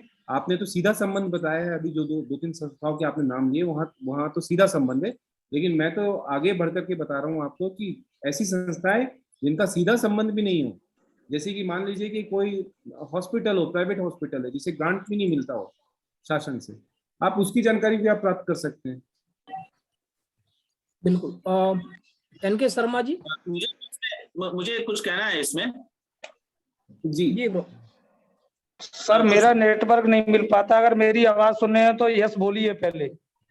आपकी आवाज सुनाई, अच्छा, आपका सवाल आप बता दीजिए एनके शर्मा जी, उसके बाद भास्कर प्रभु जी। सर आवाज सुन पा रहे हैं? यस, हाँ, आप अपना सवाल। हाँ सर, मैं सबको पहले प्रणाम करता हूँ। मेरा एक क्वेश्चन और मेरा एक निवेदन है राहुल सर जी से। मेरा निवेदन है कि उत्तर प्रदेश में धारा 5(5) के अधिकारी जो मनोनीत किए गए हैं, 19 वन के अंतर्गत मनोनीत किए गए हैं, उनको प्रशिक्षण कराया गया है। उनको प्रशिक्षण ही नहीं लिया गया है तो सूचना अधिकार का पालन वो कहां से करेंगे? ठीक है, 5(5) के तहत किसी को मनोनीत नहीं किया जाता है। 5(5) में ऐसा होता है, 5(4) के तहत जो है लोक सूचना अधिकारी अगर किसी भी अधिकारी को लोक सूचना अधिकारी जानकारी उपलब्ध कराने के लिए लिखते हैं, तो वो धारा 5(4) के तहत अनुरोध के रूप में माना जाएगा, और वो अनुरोध एक ऑब्लिगेशन है पीआईओ के ऊपर, उनको जानकारी उपलब्ध कराना है धारा 5(5) के तहत। तो 5(5) के तहत। और मैं दूसरी बात ये कहना चाहूंगा कि 5(3) में सहयोग की बात लिखी हुई है। 5(3) में युक्तायुक्त किसी प्रकार की सहायता उत्तर प्रदेश में जन सूचना अधिकारी नहीं करते। हाँ, आप सही कह रहे हैं, तो इसीलिए तो उनके ऊपर पेनल्टी भी तो लगती है ना। हेलो, हाँ, इसीलिए तो इनके ऊपर पेनल्टी भी तो लगती है। आप सही कह रहे हैं सर। मगर मैं ये कहना चाहता हूँ, 30 डे और 45 डे का टाइम दिया हुआ है, अपील मार्गदर्शिका का अनुपालन अपील अधिकारी भी नहीं करते, तो उन पर पृथक जुर्माना लगाया जाना चाहिए आयोग में। मैं आपको बता देता हूँ कि जो एपलेट अथॉरिटी होती है, उनके अगेंस्ट जुर्माना लगाने का कोई प्रावधान नहीं है, ये बहुत ही स्पष्ट है। सूचना के अधिकार अधिनियम में सिर्फ पीआईओ के विरुद्ध जुर्माना लगाया जा सकता है, या फिर पीआईओ जिसको लिखेगा धारा 5(4) के तहत, जिसको भी अनुरोध करेगा जानकारी दिलाने के लिए, उसके विरुद्ध जुर्माना लगाया जा सकता है। एपलेट अथॉरिटी के खिलाफ जुर्माना नहीं लगाया जा सकता है। ज्यादा से ज्यादा ये हो सकता है कि 19(8)A के तहत, धारा 19(8)A के तहत जो राज्य सूचना आयोग थे वो उनके कंट्रोलिंग अथॉरिटी को लिख सकते हैं अप्रिय अधिकारी के, कि अप्रिय अधिकारी अपना काम ठीक ढंग से नहीं कर रहे हैं, ये सर्विस कंडक्ट रूल्स का वॉलेशन है। एज पर एक्ट 45 डेज में इनको अपील का निर्धारण करना था, उन्होंने नहीं किया। समय सीमाबद्ध तरीके से एक्ट में इसका प्रोविजन है। इसका मतलब है कि अप्रिय अधिकारी अपने कर्तव्यों के प्रति सीरियस नहीं है और ये सर्विस कंडक्ट रूल्स का वॉलेशन है, तो जो अप्रिय अधिकारी उनके विरुद्ध कार्रवाई की जाए। इस तरह का आप एक कंप्लेंट दायर कर सकते हैं सीधे उनकी कंट्रोलिंग अथॉरिटी के पास, और इसमें सूचना आयोग जो है वो भी उसमें उनको लिख सकते हैं। धन्यवाद। भास्कर प्रभु जी इसमें कुछ बता रहे थे, हाँ उनको सुनिए। हाँ, तो मुझे ये कहना था कि जो भी सेक्शन 4(1)B अगर हम पढ़े तो 120 दिन में जो पहले जितने भी उन्होंने डिसीजंस लिए उसके बारे में सेक्शन 4 मैनुअल पब्लिश होनी थी। और वैसे ही आगे जो भी डिसीजंस होते हैं, जैसे कि सरकार कोई टेंडर देती है या कुछ देती है, तो मैं सभी को एक सेक्शन के बारे में कुछ पॉइंट सब सेक्शंस बताना चाहता हूं कि उन्होंने देखना चाहिए कि उस पब्लिक अथॉरिटी को पूछना चाहिए कि भाई सेक्शन 4(1)B(3) कहता है कि procedure followed in decision making process including channels of supervision and accountability. अगर कोई भी पब्लिक अथॉरिटी किसी प्राइवेट संस्था को अपॉइंट करती है कुछ काम करने के लिए, तो ये तो उसमें उनके टेंडर में लिखा हुआ ही रहता है कि प्रोसीजर क्या है। अगर एक ऑफिसर को मॉनिटर के लिए अपॉइंट किया गया रहता है या कोई ग्रुप ऑफ ऑफिसर्स को अपॉइंट किया रहता है, तो ये प्रोसीजर फॉलोड उन्होंने एप्लीकेंट ने ये पूछना चाहिए, हमें बताइए कि procedure followed in the decision making process including channels of supervision. यानी कोई भी प्राइवेट अथॉरिटी, प्राइवेट ऑर्गेनाइजेशन को कोई भी अपॉइंट करते हैं तो उनकी चैनल्स ऑफ सुपरविजन रहती है और अकाउंटेबिलिटी रहती है, वो पूछना चाहिए। सेकंड जो है कि हर एक टेंडर में बताया दिया रहता है norms set by it for discharge of its function. यानी पब्लिक अथॉरिटी ने दूसरे को प्राइवेट को किया रहेगा तो नॉर्म्स भी डाले हुए रहते हैं डिस्चार्ज करने के लिए। सेकंड जो है कि हर एक चीज में रूल्स रेगुलेशन, आप सेक्शन 4(1)B(5) देखें तो rules regulation instruction manuals records and held by it under its control. मैंने ना पब्लिक अथॉरिटी एक डॉक्यूमेंट ही रहता है कि क्या क्या प्राइवेट ऑर्गेनाइजेशन ने उनको डॉक्यूमेंट भेजने हैं या रिकॉर्ड रखने हैं, बार चार्ट भेजना है या क्वालिटी अप्रूवल्स भेजना है, ये सभी कुछ पब्लिक अथॉरिटी को सबमिट किया रहता है, उनके रिकॉर्ड में आता है। तो प्राइवेट ऑर्गेनाइजेशन अगर डायरेक्टली आरटीआई में नहीं आता है तो ये 5 पॉइंट्स अगर लिखे हुए भेजेंगे तो उनको जवाब देना ही पड़ता है। Statement of categories of documents that are being held by it under its control. Statement of categories of document भी प्राइवेट ऑर्गेनाइजेशन के उनके पास रहते हैं। तो हम ये सोशल ऑडिट के टाइम में, जैसे अभी महाराष्ट्र में एक पूरे देश में वैसा सिस्टम नहीं है, वो है कि महाराष्ट्र में मुंबई के जितने भी ओल्ड बिल्डिंग्स है, रेंट कंट्रोल एक्ट में जो बिल्डिंग्स हैं उसको हम सेस पेमेंट करते हैं और वो सेस पेमेंट के थ्रू से मेजर रिपेयर्स जो है मुंबई में वो रिपेयर बोर्ड करती है, महाराष्ट्र की माड़ा रिपेयर बोर्ड करती है। और रिपेयर बोर्ड का जो भी होता है प्राइवेट कॉन्ट्रैक्टर से होता है, लेकिन वो प्राइवेट कॉन्ट्रैक्टर के ऊपर ये पांचों निगरानी रहती है, गवर्नमेंट की निगरानी रहती है, आर्किटेक्ट का निगरानी रहता है, सबका रहता है। तो हम प्राइवेट डायरेक्टली नहीं आता है तो हम उस रिपेयर बोर्ड को पूछते हैं कि भैया हमें ये 5 चीजें बताओ। तो मुझे लगता है कि प्राइवेट ऑर्गेनाइजेशन जितने भी पब्लिक अथॉरिटी ने अपॉइंट की है वो सेक्शन 4 के ये 2, 3, 4, 5, 6 ये 5 पॉइंट डालकर उनका मॉनिटरिंग, उनका चेक के हिसाब में क्या उन्होंने पब्लिक अथॉरिटी ने रूल्स बनाए हैं ये सब पूछना चाहिए। उसके बाद में उस चीज का हम लोग सोशल ऑडिट भी कर सकते हैं अंडर सेक्शन 2(FJ)। मुझे लगता है कि सूचना अधिकार इतना सुंदर है कि कोई भी बख्शा नहीं जाएगा। अगर गलत काम करता है वो तुम प्राइवेट बॉडी को अपॉइंट करो या किसी को अपॉइंट करो, गवर्नमेंट अपॉइंट करती है तो भले डायरेक्ट प्राइवेट बॉडी नहीं आती है तो गवर्नमेंट के थ्रू से हम उसका अकाउंटेबिलिटी ले सकते हैं। ये मेरा कहना है। धन्यवाद। ठीक है, बहुत बहुत धन्यवाद सुरेश भास्कर प्रभु सर। और कार्यक्रम में आगे बढ़े और लोगों ने हैंड रेज किए हुए हैं। अशोक कुमार जायसवाल जी, आप अपनी बात पूछिए। बड़ी देर से आप अपने आप को अनम्यूट करने की बात कर रहे हैं, प्लीज। हेलो। हाँ जी, आपकी आवाज आ रही है। हाँ जी सर। राहुल सर, मुझे 2 क्वेश्चन रखना है। एक तो क्या कोई सूचना जब पब्लिक डोमेन में डाल दी जाती है तो क्या वो लोक प्राधिकारी के अंडर में नहीं रह जाती वो सूचना? हेलो। हाँ ठीक है ना, एक आपकी बात हो गई। दूसरा आपका प्रश्न? दूसरा, जो कार्मिक विभाग ने 23/3/2016 को एक आदेश जारी किया था, किस विभाग ने? उस आदेश के संदर्भ में कार्मिक विभाग में दिल्ली 23/3/2016 को फाइल नंबर 1/1/2013-IR दिनांक 23/3/2016, जिसमें सभी आवेदन और उसके रिप्लाई को वेबसाइट पर अपलोड करना होगा।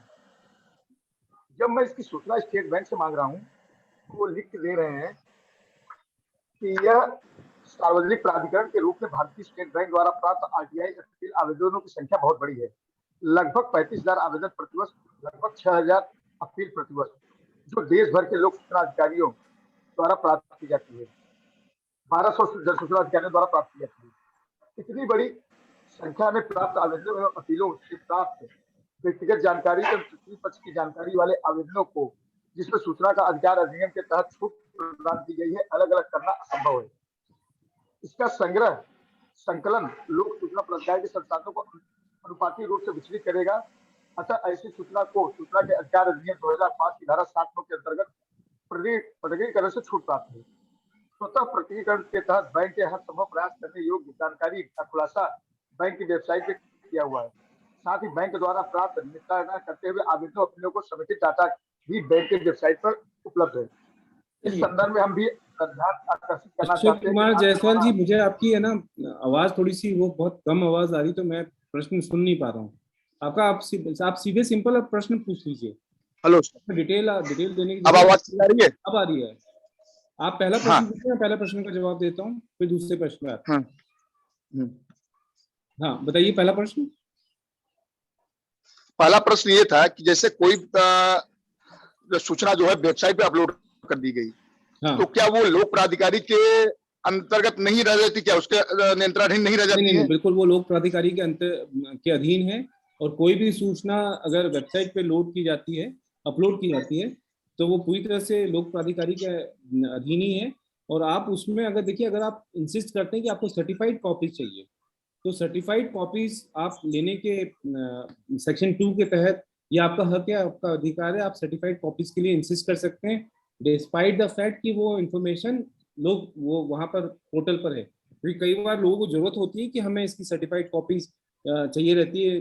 कई बार कोर्ट में जाते हैं, हाई कोर्ट में जाते हैं, पिटिशन लगाने के लिए जरूरत रहती है, तो उसमें वो प्राप्त कर सकते हैं। सर्टिफाइड कॉपीज लेने का प्रावधान है और इस आधार पर जानकारी को नहीं मना किया जा सकता है कि वो सेक्शन 4 के तहत, क्योंकि ये जानकारी जो दी जा रही है वेबसाइट पर वो भी सेक्शन 4 का ही पार्ट है, सेक्शन 4 का ही कंप्लायंस है।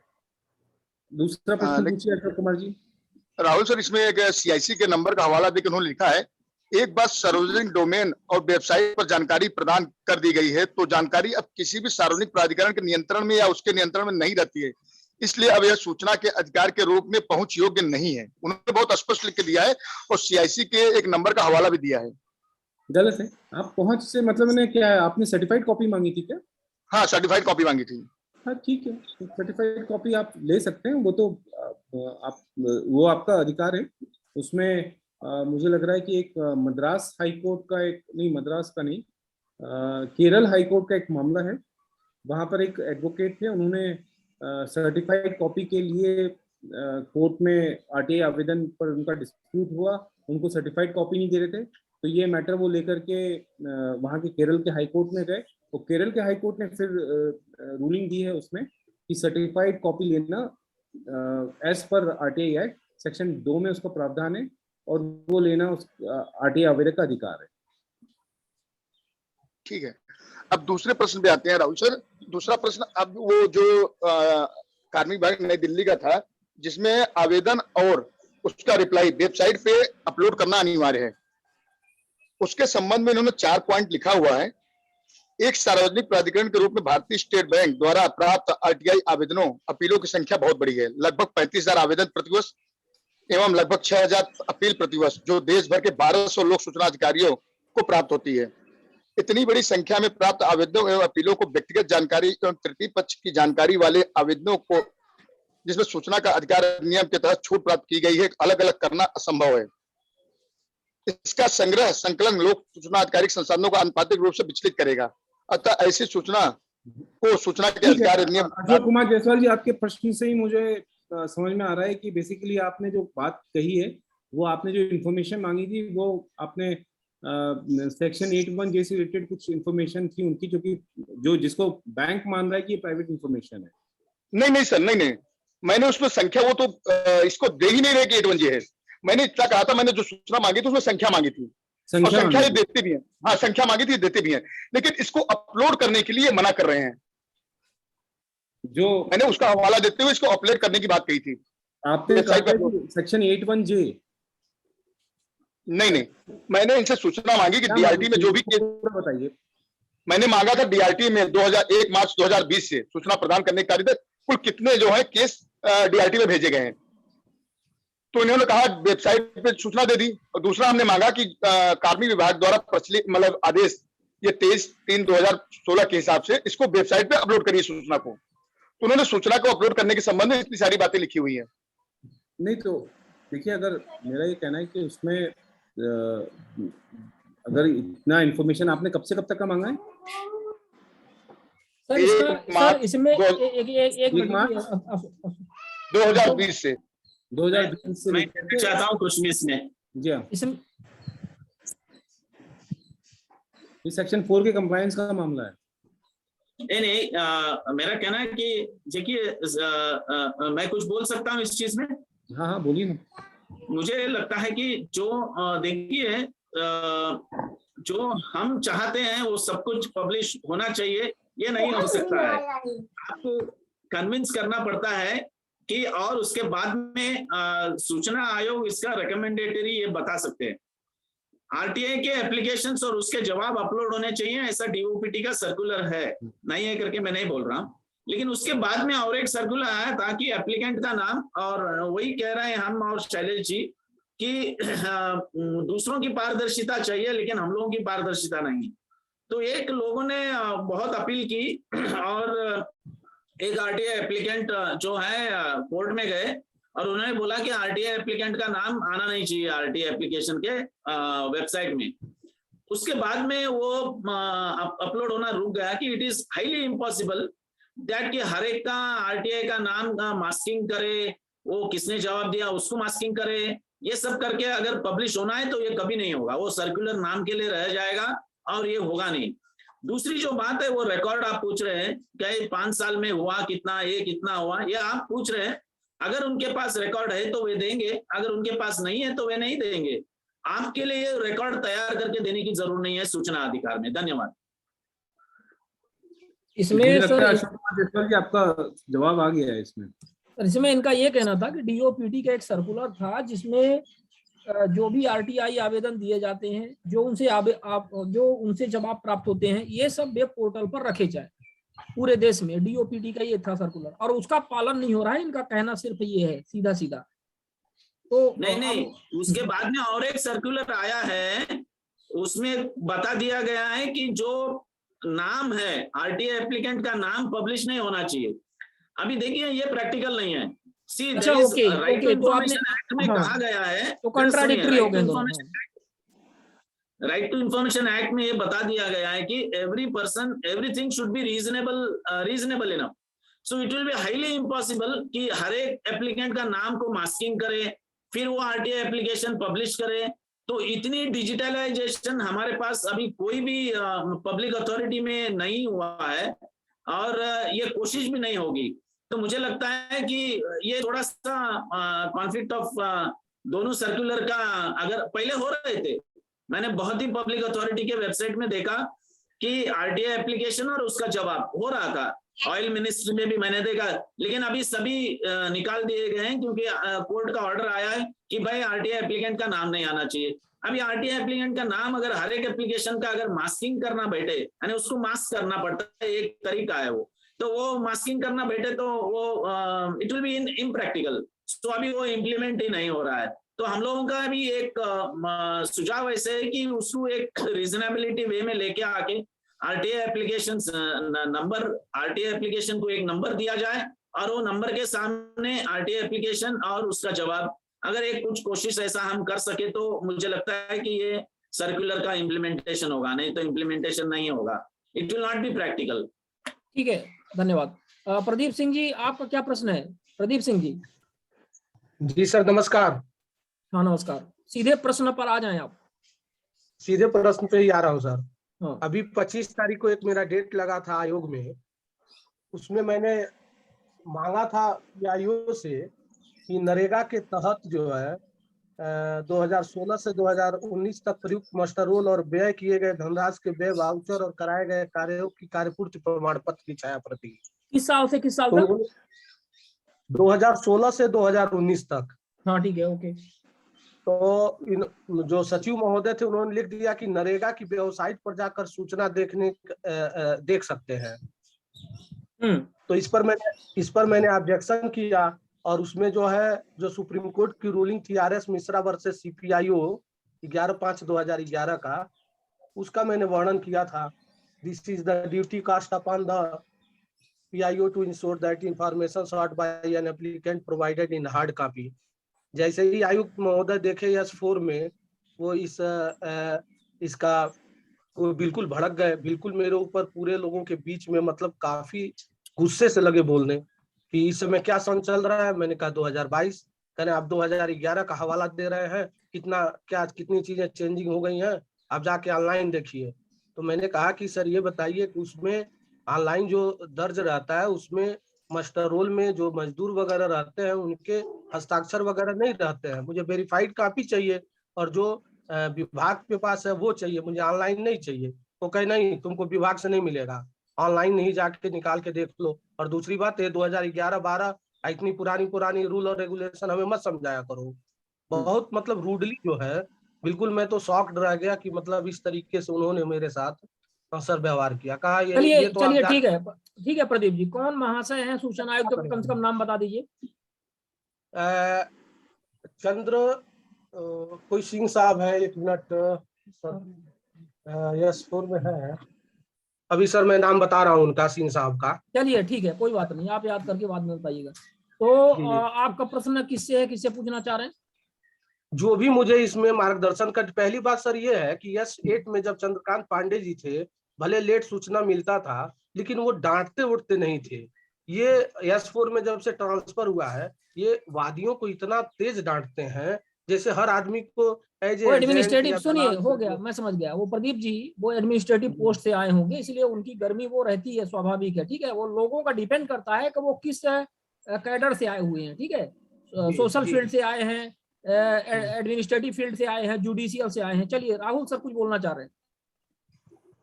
देखिए, मेरा एक मानना है कि ये जो आपने कहा है कि अगर कोई जेन्युइन रीजन है, कोई जेन्युइन सवाल है, जानकारी है जो देने ही होगा, वो तो देना ही चाहिए। और सर्टिफाइड कॉपी के लिए आप इंसिस्ट कर रहे हैं और वो पर्टिकुलर इजीली एक्सेसिबल है वो जानकारी, तो देनी चाहिए। ये बात सही है कि जो जानकारी ऑलरेडी हम लोग कई बार देखते हैं। मैं आपको एक फैक्ट बता रहा हूँ और ये बात आपको कड़वी लगेगी, बहुत सारे RTI आवेदन को कड़वी लगती है। जी RTI आवेदन लगाने का एक शुरू होता है, एक तरीका होता है, वो बहुत से अधिकतर RTI आवेदक को मालूम नहीं है, आज की तारीख में भी नहीं मालूम है। जी लोग क्या समझते हैं, मैं आपको एक चीज बता रहा हूँ और आप बताना, अगर सहमत नहीं हो तो आप बताना। किसी भी लोक प्राधिकारी के पास उनको लगता है, जब किसी सामान्य आदमी को, किसी को लगता है कि मुझे इस अधिकारी को मजा चखाना है, इसको जरा परेशान करना है, तो वो क्या करते हैं, वो सीधे जानकारी मांगते हैं विगत 5 वर्षों की। ये 4 बिंदु लिखेंगे और उसमें इसकी समस्त जानकारियां, समस्त बिल वाउचर, समस्त माप पुस्तिकाएं सब उपलब्ध कराएं। और ये साइक्लोस्टाइल तरीका हो गया है, कट कॉपी पेस्ट हर जगह, पूरे जगह, हर जिला पंचायत, हर जगह, मतलब इन्हें जहां जिसको समझ में नहीं आ रही है अनपढ़ से अनपढ़ आदमी भी वही उठा करके वही कॉपी पेस्ट करके चिपका करके जा रहा है, साहब ये तो मेरा अधिकार है। जी जी जी। अब आप दूसरा मैं एक तरीका बता देता हूँ, वो उससे भी सटीक है। थोड़ी सी मेहनत कर लीजिए, पूछ लीजिए भैया ये जो अधिकारी है क्या गड़बड़ कर रहे हैं, इनके कार्यालय में क्या गड़बड़ कर रहा है, और सिर्फ एक ही पन्ने की जानकारी मांग लो, 5 पन्नों की जानकारी मांग लो, उसमें भी 25,000 जुर्माना लगेगा जो 5 साल में मांग रहे हो। जी जी। उल्टा ये जो 5 पन्नों की जानकारी मांगोगे आप, उसमें अधिकारी ज्यादा मरेगा। क्यों? क्योंकि उसको जवाब देते नहीं बनेगा। सूचना के अधिकार अधिनियम के तहत जब वो राज्य सूचना आयोग के सामने खड़ा होगा तो जवाब नहीं दे पाएगा कि भैया ये 5 पन्ने की जानकारी किस आधार पर रोकी और क्यों रोकी, इससे तुम्हारा कौन सा कार्यालय का काम बिगड़ रहा था और क्या बिगड़ रहा था, क्या अहित हो रहा था। तो मेरा ये कहना है कि थोड़ा सा होमवर्क करके आप सब सिर्फ लिमिटेड इंफॉर्मेशन मांगो, और वो मांगो जो कि वो छुपाना चाहता हो, वो नहीं जो वेबसाइट पे ऑलरेडी है ना, वो मांगो जो छुपाना चाहता हो, वो मांगोगे ना तो उसका कोई मतलब भी निकलेगा। ये तो सर जब से ग्रुप में जुड़ा तो है, अधिकार तो ये है कि मैं अभी वेबसाइट खोल लूं, वेबसाइट पे देख लूं क्या क्या इन्फॉर्मेशन है, और फिर उसके बाद अपने आवेदन बनाऊं कि ये 2 साल की, ये 3 साल की, ये 4 साल की। कोई उसका प्रयोजन होना चाहिए, कोई एक पर्टिकुलर रीजन होना चाहिए। आपके यहाँ कोई फर्जीवाड़ा हुआ है तो आपको मालूम होगा कि वो फर्जीवाड़ा क्या है, स्पेसिफिक इन्फॉर्मेशन मांग लीजिए। और मैं बताता हूँ आपका जो केस है ना, वो हाई कोर्ट या सुप्रीम कोर्ट तक अपहेल्ड रहेगा। इवन जजेस भी आपके फेवर में रहेंगे कि भैया ये तो प्रदीप जी ने बहुत सीमित जानकारी मांगी थी, देने में आप लोगों के पेट में क्या दर्द हो रहा था। जी जी जी सर थोड़ा सा भी है, बड़ा टाइट है ये, बड़ा जो है तुरंत बोल देते हैं बहुत। तो देखिए मुझे कुछ कहना है। जी सर, मैं कुछ कह सकता हूँ? हाँ भास्कर प्रभु जी बताएं जी। देखिए सेक्शन 7(9) कहता है कि an information shall ordinarily be provided in the form in which it is sought, यानी उन्होंने जो पूछा उस हिसाब में देना चाहिए, unless it would disproportionately divert the resources of public authority or would be detrimental to the safety or preservation of the record in question. अभी ये जो सेक्शन है ये भी आरटीआई एक्टिविस्ट लोग ने पढ़ना चाहिए कि भैया हम अगर समझो 2016 से, समझिए साहब मैं एक पीआई हूँ, मैं 2016 से लेके 2020 तक पूरे में आपको कैश वाउचर दे देता हूँ। एक आपको पता है कितने कैश वाउचर होते हैं अंदाजा? आपको अंदाजा है कितने कैश वाउचर होते हैं? कम से कम आपको 50,000 कैश वाउचर आपके सामने आ जाएंगे, आप देख पाएंगे।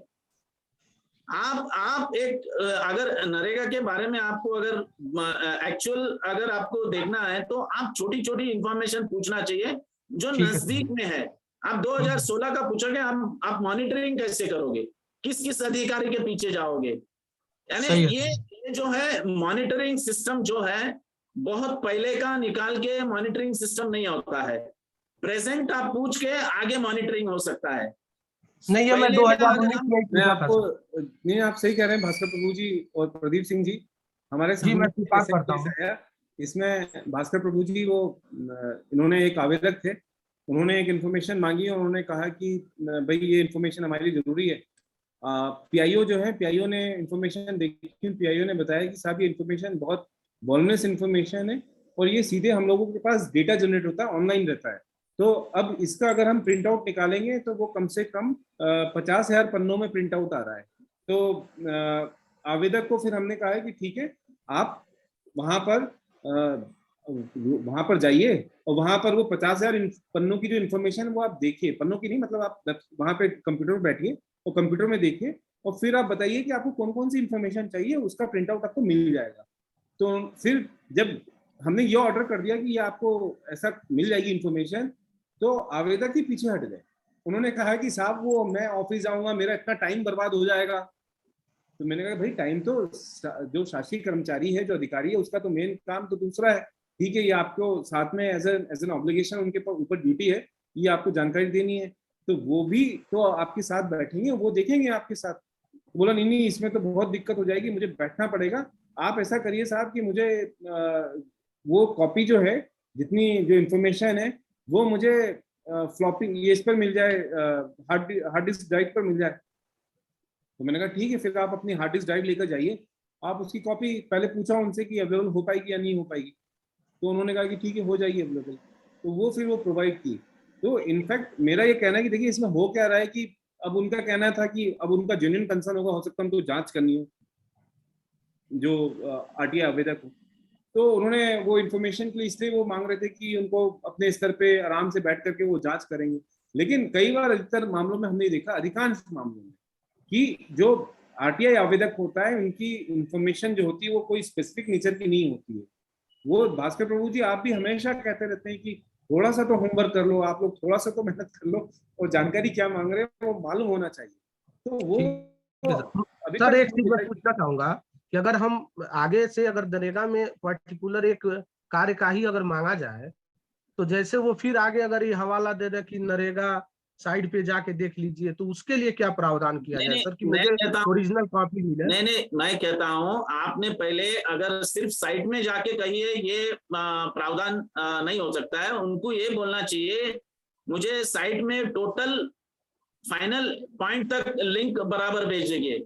ऐसा नहीं है कि साइट पे जाके देखिए, उनको बोलना चाहिए कि ठीक है हम साइट में जाएंगे। आप जब वो याद रखिए पीआईओ जब कुछ कहता है उसको हम काउंटर कैसे करना चाहिए ये देखना चाहिए। ठीक है आप उन्होंने बताया कि साइट पे जाइए, तो उनको बताइए कि पूरा साइट की लिंक भेजो, कहाँ मुझे इंफॉर्मेशन मिलेगी। और आप पूछ भी सकते हैं ठीक है मुझे जरा बताओ कैसे वेबसाइट में जाके लेना है, क्योंकि रीजनेबल असिस्टेंस देना है। देखिए सूचना अधिकार में रीजनेबल वर्ड को बहुत महत्वपूर्ण है। रीजनेबल मतलब क्या है कि एप्लीकेंट भी रीजनेबल रहना चाहिए। ऐसा नहीं कि एप्लीकेंट अनरीजनेबल रहेगा और पीआईओ रीजनेबल रहेगा। तो मुझे लगता है कि आपने भी उनको पूछना चाहिए ठीक है भैया आपने बताया कि वेबसाइट में जाओ, हम वेबसाइट में जाके देखेंगे, अगर हमें नहीं मिला तो हम वापस आएंगे, लेकिन हमें जरा डिस्प्ले करके बताइए, या मुझे यूज कैसे करना वेबसाइट ये बताइए। आप ऐसा आप पूछ सकते हैं, क्योंकि रीजनेबल असिस्टेंस का महत्व है। आप रीजनेबल असिस्टेंस पूछ सकते हैं, पीआईओ मना नहीं कर पाएगा। तो यानी मेरा बोलने का मतलब क्या है कि आपको कोशिश करते रहनी पड़ेगी, लेकिन अगर नहीं दिया आप अपील करते रहोगे तो कोई मतलब नहीं बनेगा, आपको इन्फॉर्मेशन नहीं मिलेगी। सर मास्टर रोल में लेबरों के सिग्नेचर होते हैं और ऑनलाइन में वो अवेलेबल नहीं होता है। अरे लेकिन आप हर बार सिग्नेचर की क्यों पकड़, आप पहले इन्फॉर्मेशन कुछ तो ले लीजिए। ठीक है आप सिग्नेचर करके पकड़ रहे हैं, लेकिन वो नाम लिखे होंगे, आप नाम तो देखिए, जन सुनवाई करिए, इतने लोगों का नाम आया है गाँव में। नहीं मेरा पूछने का इसलिए सेंस था क्योंकि हमारे गांव में इस तरह का अभी एक व्यक्ति जेल में था और उसका उन्होंने क्या होता है देखिए प्रदीप सिंह, अब आपने थोड़ा सा आप गांव की बात कर रहे हो ना, गांव में तो हर आदमी जुड़ा हुआ है, किसको मालूम है किसने कहाँ बेगारी की है नहीं की है, कहाँ मेहनत की नहीं की है। आपको मिल जाएगी जानकारी, आप स्पेसिफिक उसकी मांग लीजिए ना, ये इतने लोग थे, इतने लोगों का आप जानकारी दे दीजिए, पूरा उसका वाउचर बिल जो भी है उन्होंने सबमिट किया होगा उसका ट्रांजेक्शन सब मिल जाएगा आपको। स्पेसिफिक मांगिए ना, तो फिर उसमें अधिकारी को भी लगेगा कि हाँ ये उन्होंने बहुत स्पेसिफिक इसकी जानकारी मांगी है नेचर की। कोई भी आरटीआई एप्लीकेशन जो है, हमने अगर आपको investigative way of RTI application करना है या लोगों का हित के लिए कुछ करना है तो आपको स्ट्रेटेजिकली आरटीआई एप्लीकेशन करनी पड़ेगी। बस 30 दिन में मुझे इंफॉर्मेशन मिलेगी और मैं बड़ा इंफॉर्मेशन देने वाला हूँगा, ये आप कभी नहीं कर पाओगे।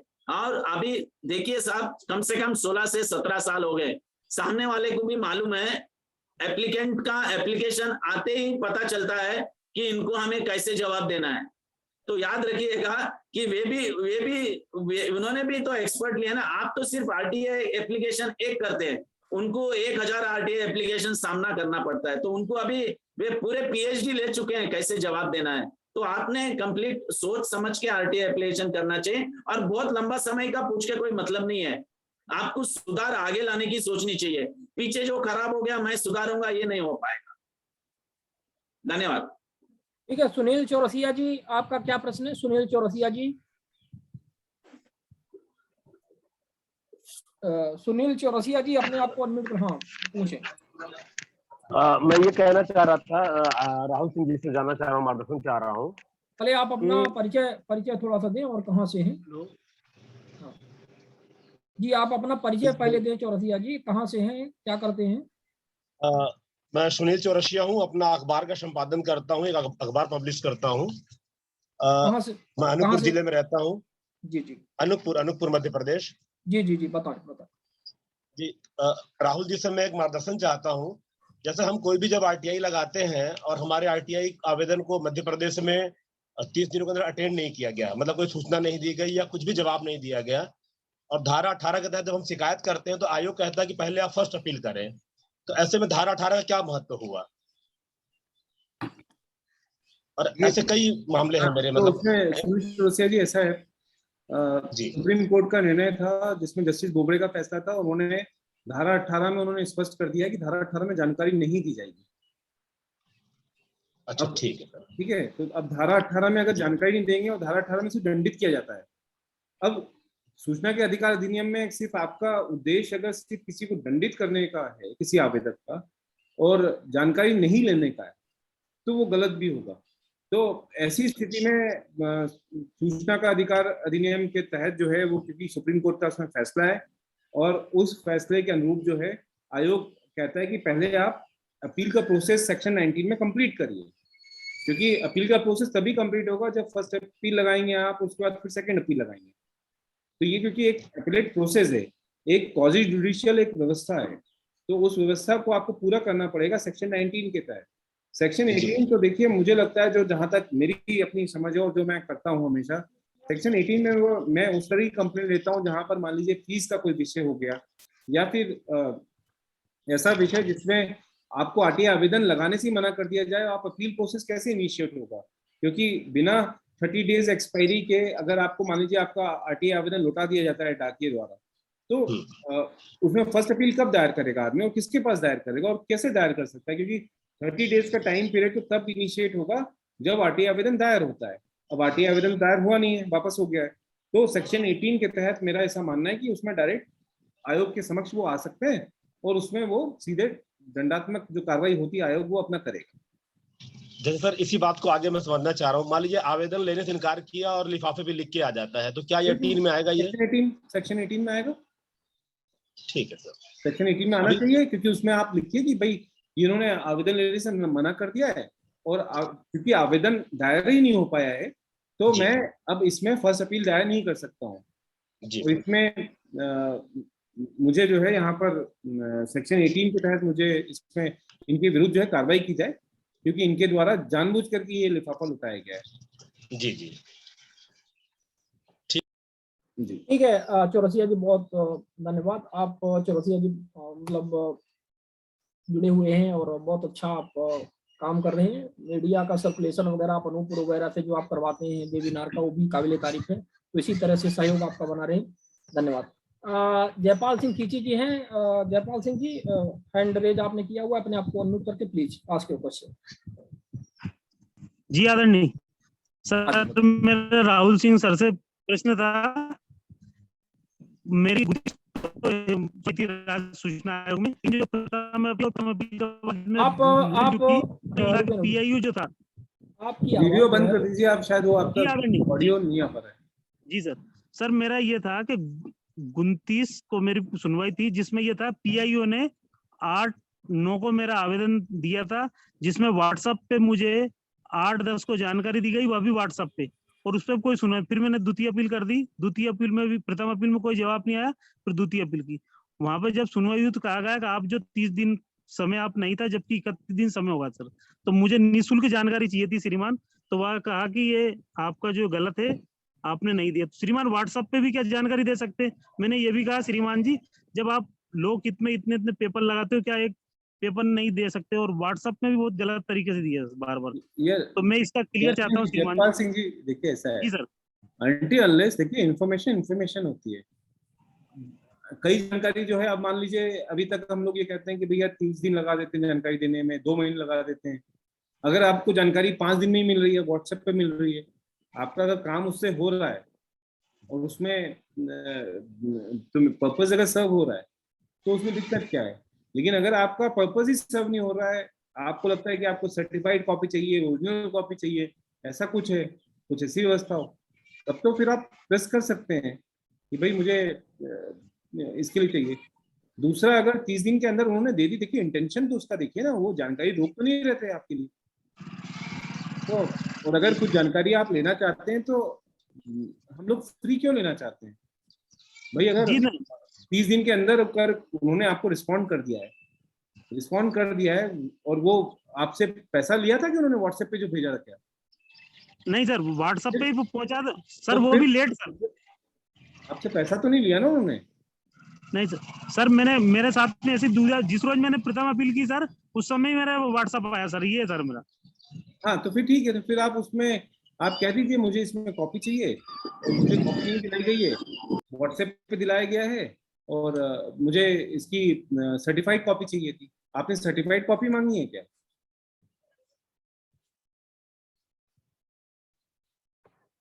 तो आप ले सकते हैं।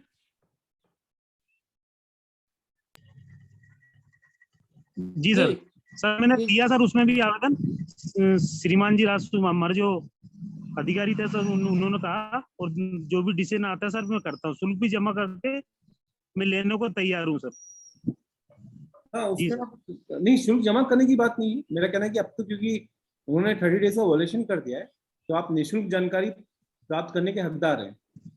ज्यादा से ज्यादा आपका विषय सिर्फ इतना है कि आप चाह रहे हैं कि वो उसकी हार्ड कॉपी में थे वो इंफॉर्मेशन, तो आप अपना हार्ड कॉपी में क्यों चाहिए, उसका एक आधार बना के रखिए, स्ट्रॉन्ग आधार हो।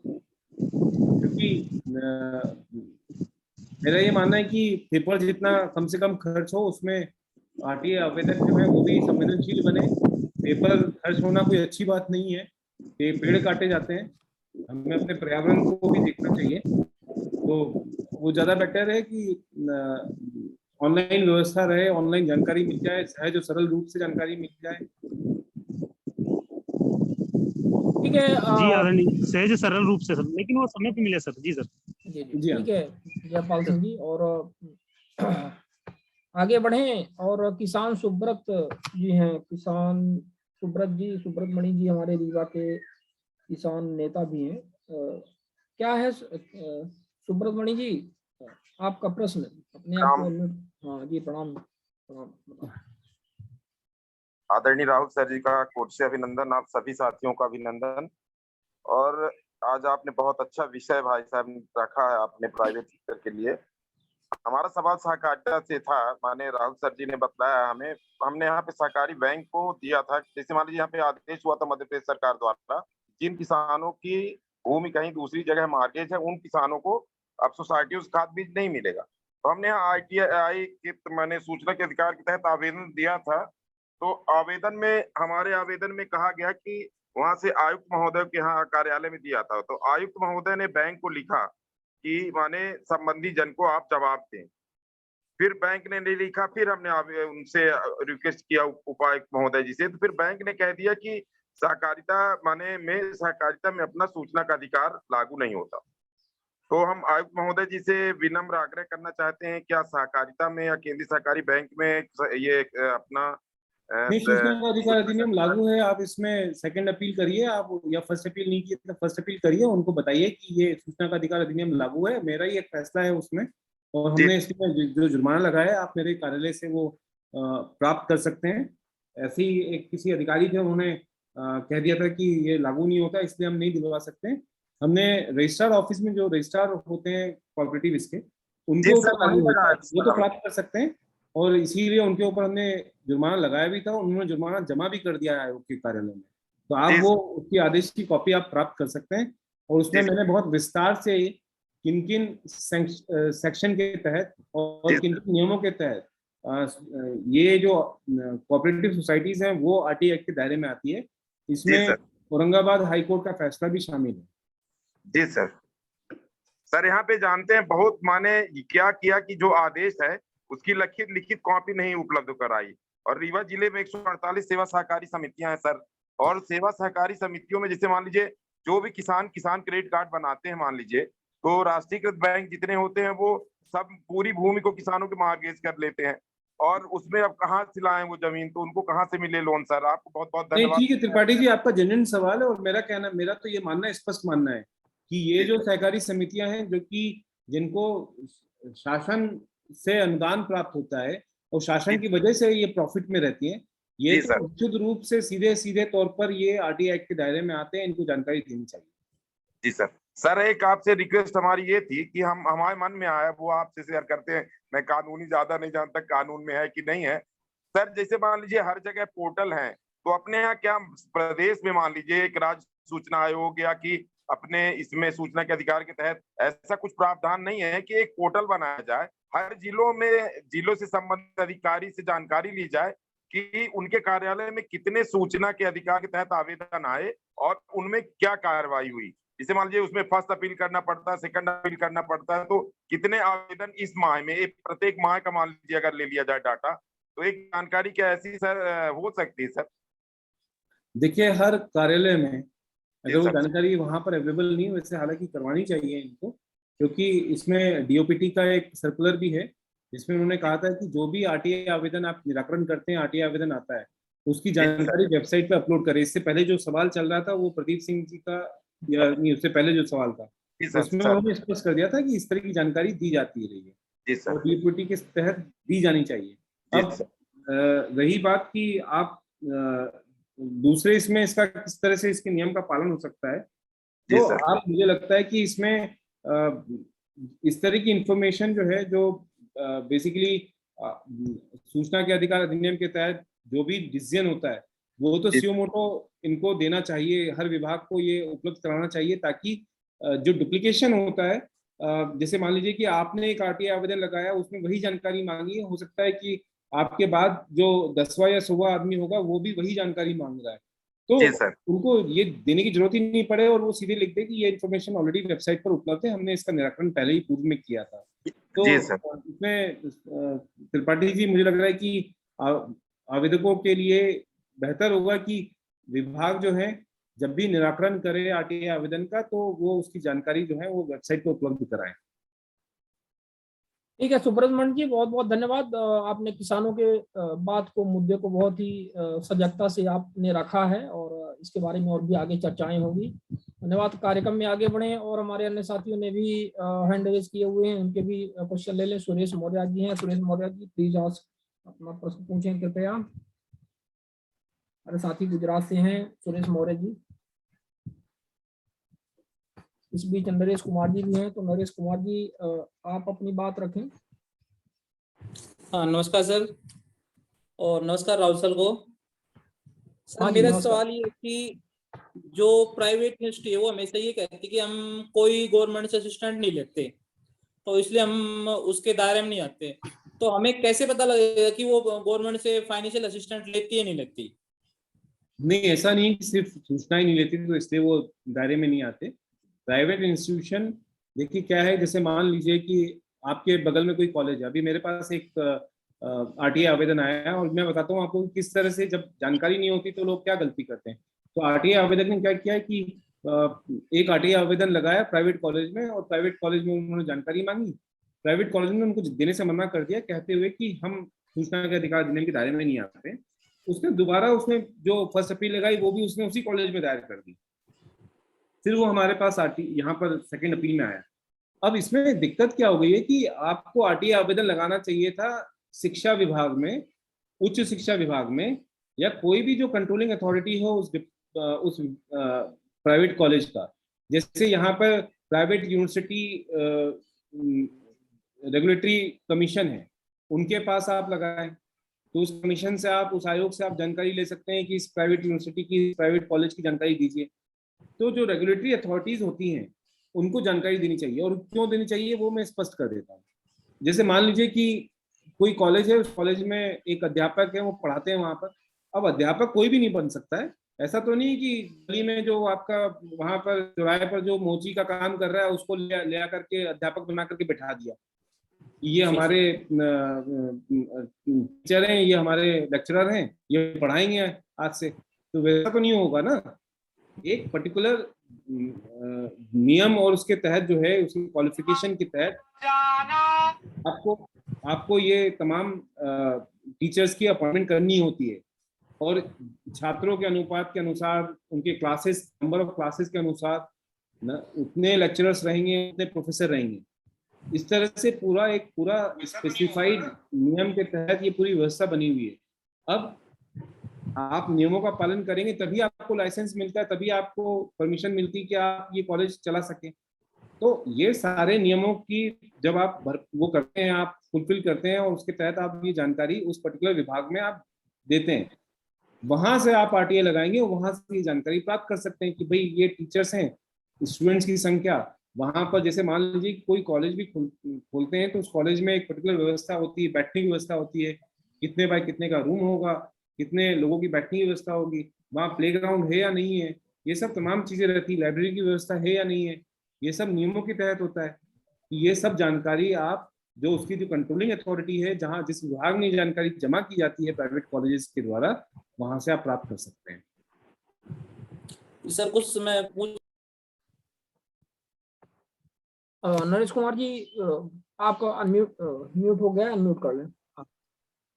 सर जितनी भी यूनिवर्सिटी होती है तो किसी यूनिवर्सिटी कोई ट्रस्ट चलाता है या कोई सोसाइटी चलाती है, तो सोसाइटी के जो मैक्सिमम एक्ट होते हैं तो उसमें तो डायरेक्ट लिखा है कि जो भी सोसाइटी है अरे आप नरेश जी, आप फिर दूसरे चक्कर में फंस रहे हैं। ये बहुत मतलब आपको मतलब नहीं, देखिए कोई किसी की जन्म कुंडली तो निकालनी नहीं है ना, यहाँ तो सिर्फ आपको सिंपल आपको नंबर ऑफ, देखिए जो इन्फॉर्मेशन दी जाती है, अगर इससे बहुत ज्यादा डिटेल में इन्फॉर्मेशन चाहिए और पूरी तरह से जो कंट्रोलिंग अथॉरिटी के कंट्रोल में हो वो इन्फॉर्मेशन चाहिए, तब तो अपन दूसरे विषय पर जाएं कि वो कैसे आते हैं अंदर। लेकिन जो सतही जानकारी होती है कि नंबर ऑफ प्रोफेसर्स कितने हैं, क्या उसका क्वालिफिकेशन के इसमें आप पता कर लीजिए कि कॉलेज क्या क्या जानकारी देते हैं विभाग में, वो जानकारी आप पता कर लीजिए उस शिक्षा विभाग में क्या क्या जानकारी देनी होती है, वो आप ले सकते हैं। और बाकी अगर आप बहुत ज्यादा इससे डिटेल में जाना चाहते हो, बहुत माइक्रोस्कोपिक लेवल पर आप जाकर के इन्फॉर्मेशन प्राप्त करना चाहते हैं, तो फिर आप उसमें आप उसका पोस्टमार्टम करेंगे कि भैया इनको अनुदान मिल रहा है नहीं मिल रहा है, तो वो तो शासन से आपको उसका पूरा रिकॉर्ड मिल जाएगा। आप एक आरटीआई आवेदन उस शिक्षा विभाग में लगा दीजिए, उससे मालूम पड़ जाएगा कि भाई उनको जमीन कैसे मिली है, उनको जमीन में कोई ग्रांट मिला है नहीं मिला है, कोई सब्सिडी उनको प्रदान की गई कि नहीं की गई है। गोविंद जी आप ग्रांट जी जी, तो उम्मीद है नरेश कुमार जी आपके प्रश्न का जवाब मिल गया होगा, और इस बात को कई बार पहले भी आदिदेव जी ने भी विस्तार में चर्चा की थी। तो आप आरटीआई कहाँ लगाना है, किन चीजों को वो देखना है, आप नियामक आयोग या उस तरह से जो मतलब जिस तरह से बताया गया कि स्कूल की जानकारी है तो डीओ कार्यालय, यदि यूनिवर्सिटी की है तो उच्च शिक्षा विभाग, इस तरह से आपको लगाना है। हाँ बताइए। सर वही जो मैंने आपसे भी बात की थी, शैलेश सर से भी बात की थी, नहीं, वही चीज मेरा एक बार फिर आप बात करिए और यहाँ पर स्पष्ट तौर पे अपना प्रश्न पूछें। हाँ सर, मेरा एक आरटीआई आवेदन गया था खनिज विभाग में, तो खनिज विभाग ने 81I का हवाला देके उसको मना किया। अब आरटीआई आवेदन ये था कि 2020 में एक गजट प्रकाशित हुआ था, उस गजट को प्रकाशित करने से पहले जो प्रक्रिया अपनाई गई है उसकी प्रक्रिया की फाइलें मैंने मांगी थी। तो इससे रिलेटेड अगर कोई जजमेंट आपने भी 81I से रिलेटेड कोई जजमेंट आपने भी दिया हो तो उसकी कॉपी भी अगर मैं साथ में लगाऊंगा। वैसे एक सेंट्रल का जजमेंट तो मिला है मेरे को, पर आपने भी दिया हो और 81I से रिलेटेड और भी कुछ आप मेरे को सलाह दे सके तो फर्स्ट अपील में ही ये मामला निपट जाए और मुझे जानकारी मिल जाए, इस मंशा से मैं आपसे सवाल कर रहा था। आपने पहले ये किस डिपार्टमेंट से लिया है? ये खनिज विभाग का मामला है सर। तो आपको लगता है कि ये इसमें 81I या जी बोल रहे हैं आप? आई मतलब मंत्रालय की फाइलें गोपनीय रहेगी जब तक कि 81I में क्या होता है? क्या सर?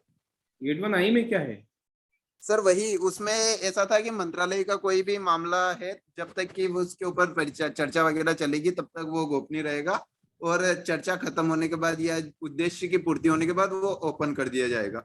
अब उद्देश्य की पूर्ति यहाँ पे गजट प्रकाशित होने के साथ ही हो गई है, फिर भी वो बिल्कुल आपका बिल्कुल स्पष्ट केस है आपका तो गोविंद पाटीदार जी। इसमें जो कैबिनेट पेपर्स होते हैं, जो भी आपने कहा कि जो वो उसके ऊपर डेलिब्रेट करेंगे, काउंसिल ऑफ मिनिस्टर्स जो है वो डेलिब्रेट करते हैं और फिर वो ऑफिसर्स के साथ डेलिब्रेट करते हैं और उसके बाद वो डिसीजन पर आते हैं। तो वो इन्फॉर्मेशन जब गजट नोटिफिकेशन हो चुका है तो पूरी कार्रवाई प्रक्रिया पूरी हो चुकी है, इसमें 81I प्रभावी होता ही नहीं है। हाँ सर, पर क्या है कि मैं फर्स्ट अपील में भी मेरे को तो उसमें क्या है कि अगर ये चीज सामने आती है तो वो गजट नोटिफिकेशन ही कोर्ट के द्वारा कैंसिल हो जाएगा। इस चीज को दबाने के लिए वो नहीं देना चाहते, पर मैं फर्स्ट अपील में ही अपना केस मजबूत करना चाहता हूँ कि बहुत ही मेरे को गलत है। आयोग के पास और दूसरा गजट नोटिफिकेशन तो वैसे ही वो गजट नोटिफिकेशन आप समझ रहे हो, तो पब्लिकेशन होता है उसका, उसके बाद ही नोटिफाइड होने के बाद ही तो वो आएगा। तो हाँ आपको सर। नोटिफिकेशन भी नहीं मिला क्या? नहीं, नोटिफिकेशन तो मिल गया है। उस नोटिफिकेशन के उद्देश्य क्या है ये जानने के हिसाब से मैंने वो फाइलें मांगी। अच्छा, वो फाइल मंगवाई थी आपने? हाँ, तो वो फाइल आप ले सकते हैं। और दूसरा सेक्शन 4(1) को आप पढ़िए। हाँ सर। सेक्शन 4(1)D को आप पढ़िए। सेक्शन 4(1)D में लिखा हुआ है कि कोई भी जैसे मान लीजिए कोई भी पॉलिसी होती है 4(1)C और D, तो हाँ। कोई भी ऐसा पॉलिसी जिसमें लोकहित प्रभावित होता है या लोग प्रभावित हो रहे हैं, तो उसमें जो प्रभावित पक्ष है उनको बताया जाएगा, उनको सुओ मोटो बताने का प्रावधान है। हाँ, पर सर वो पॉलिसी अगर आप बता रहे हो तो उसमें भी बताएंगे आप। लेकिन ठीक है, आप इसमें गजट नोटिफिकेशन अगर वो हो चुका है, इसमें आई डोंट थिंक कि 4(1)I कहीं से भी एप्लीकेबल होता है। ये गलत तरीके से आपके लिए जानकारी रोकी है, जो जानकारी आपने मांगी थी पीआईओ ने ये गलत तो सर एक नजर में ही जैसे मेरे को देखने, जबकि मैंने आवेदन में भी अनम्यूट कर लीजिए, आपका म्यूट हो गया है।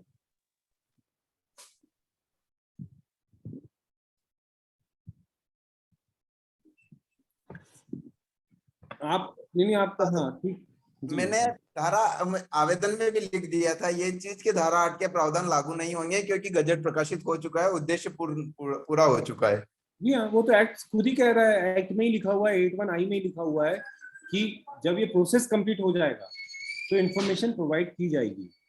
हाँ, पर अब तो मैं यही चाहता था कि सर अगर कोई ऐसा जजमेंट हो जो आपके द्वारा इस बारे में सुना गया हो। इसमें 81I में मैंने कोई ऐसा जजमेंट नहीं दिया है, और 81I में तो एक्ट खुद ही अपने आप में आपके लिए आपकी फेवर में है। 81I खुद ही कह रहा है कि जहां डिसीजन हो चुका है तो उसमें फिर इंफॉर्मेशन दी जा सकती है। और गोविंद पाटीदार जी, कर देना चाहिए इस मामले में। आपको जानकारी उनसे मिल गई है ना? शैलेश सर ने आपको जानकारी दे दी है। 81I से संबंधित उनका स्वयं का जजमेंट है, उन्होंने दिया है आपको। उनका फैसला मिल गया था मेरे को। हाँ तो ठीक है ना। चाह रहा था कि 2-3 फैसले अगर एक साथ लगाऊं 20 फैसला ना, ये आप भूल जाइए। एक फैसला ही पर्याप्त है जिसको देना है, और यदि वो जानकारी नहीं देना होगा तो अभी भी जानकारी नहीं देगा, आपको अपील में जाना पड़ेगा। समझ रहे आप? तो हाँ, तो आप करिए, एक पर्याप्त है, CIC का फैसला पर्याप्त है, एक हो या 10 हो, है ना? ठीक है। हाँ, लास्ट को इंटरप्रेट कर देते हैं। सर 41D मैं अभी आपसे पता चला 41D में भी शायद ऐसा कुछ है, तो वो भी 41C और D में पब्लिक पॉलिसीज को लेकर किया हुआ है।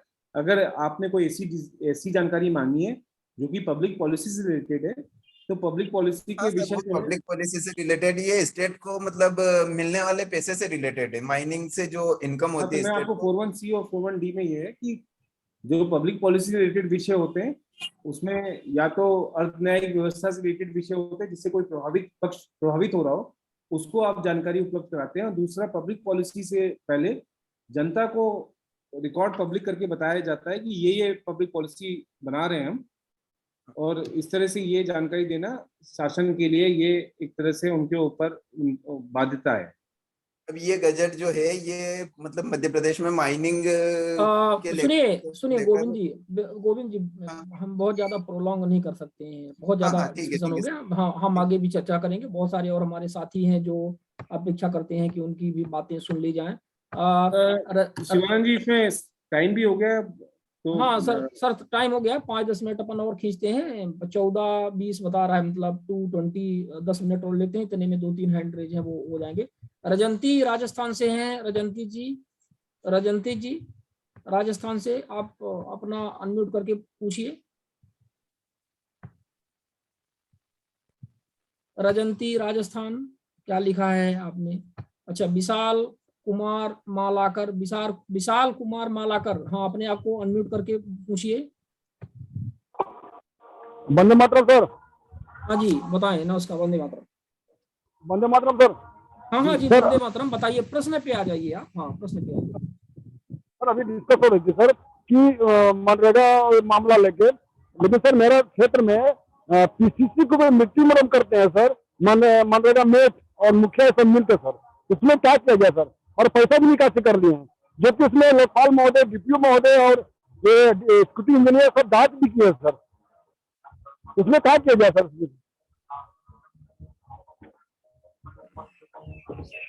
इनका प्रश्न है आपका मालाकर जी की कंक्रीट के काम में मिट्टी मुरम कर दिया है ऊपर से और पैसा भी निकाल लिया है। सर सर सर ऊपर सर मिट्टी मुरम किया गया है सर, और पैसा निकासी किया गया, तो काम किया गया। हाँ ठीक है, चलिए अब आप इसमें पहली बात तो जो काम किए गए हैं यदि आपको पता चल जाता है मतलब नरेगा के वेब पोर्टल से, तो आप उन कामों की जानकारी आरटीआई लगा करके निकाल सकते हैं, एक बात। दूसरी बात, यदि वो जानकारी आपको पहले से ही हासिल है, नरेगा से किसी तरह से आपको हासिल है, तो आप शिकायत कर सकते हैं उसकी संबंधित, जैसे मनरेगा लोकपाल की आप बात कर रहे हैं, वहां पे शिकायत कर सकते हैं, वो कॉम्पिटेंट अथॉरिटी है। और इसके अलावा आप अपने जो वरिष्ठ अधिकारी हैं जो पंचायत विभाग के हैं, वहां पर इसकी शिकायत आप कर सकते हैं। हाँ ठीक है ना मालाकर जी? ओके, आगे बढ़ें। और अब हमें लगता है कि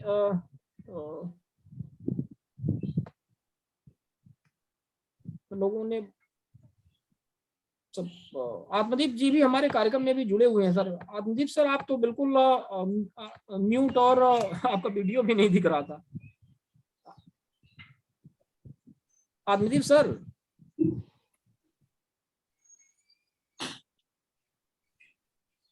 राजंती राजस्थान से मैं एक बार पुनः आपको कॉल करता हूं। आपका हैंड रेज का ऑप्शन यहाँ पे शो कर रहा है, आप क्या कुछ पूछना चाह रहे हैं?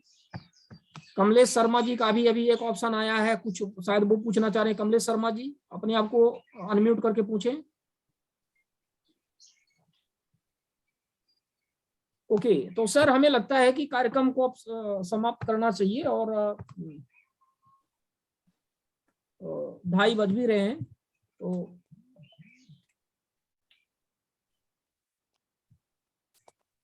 धन्यवाद शिवानंद जी, बढ़िया जी धन्यवाद जी जी जी सर, बिल्कुल।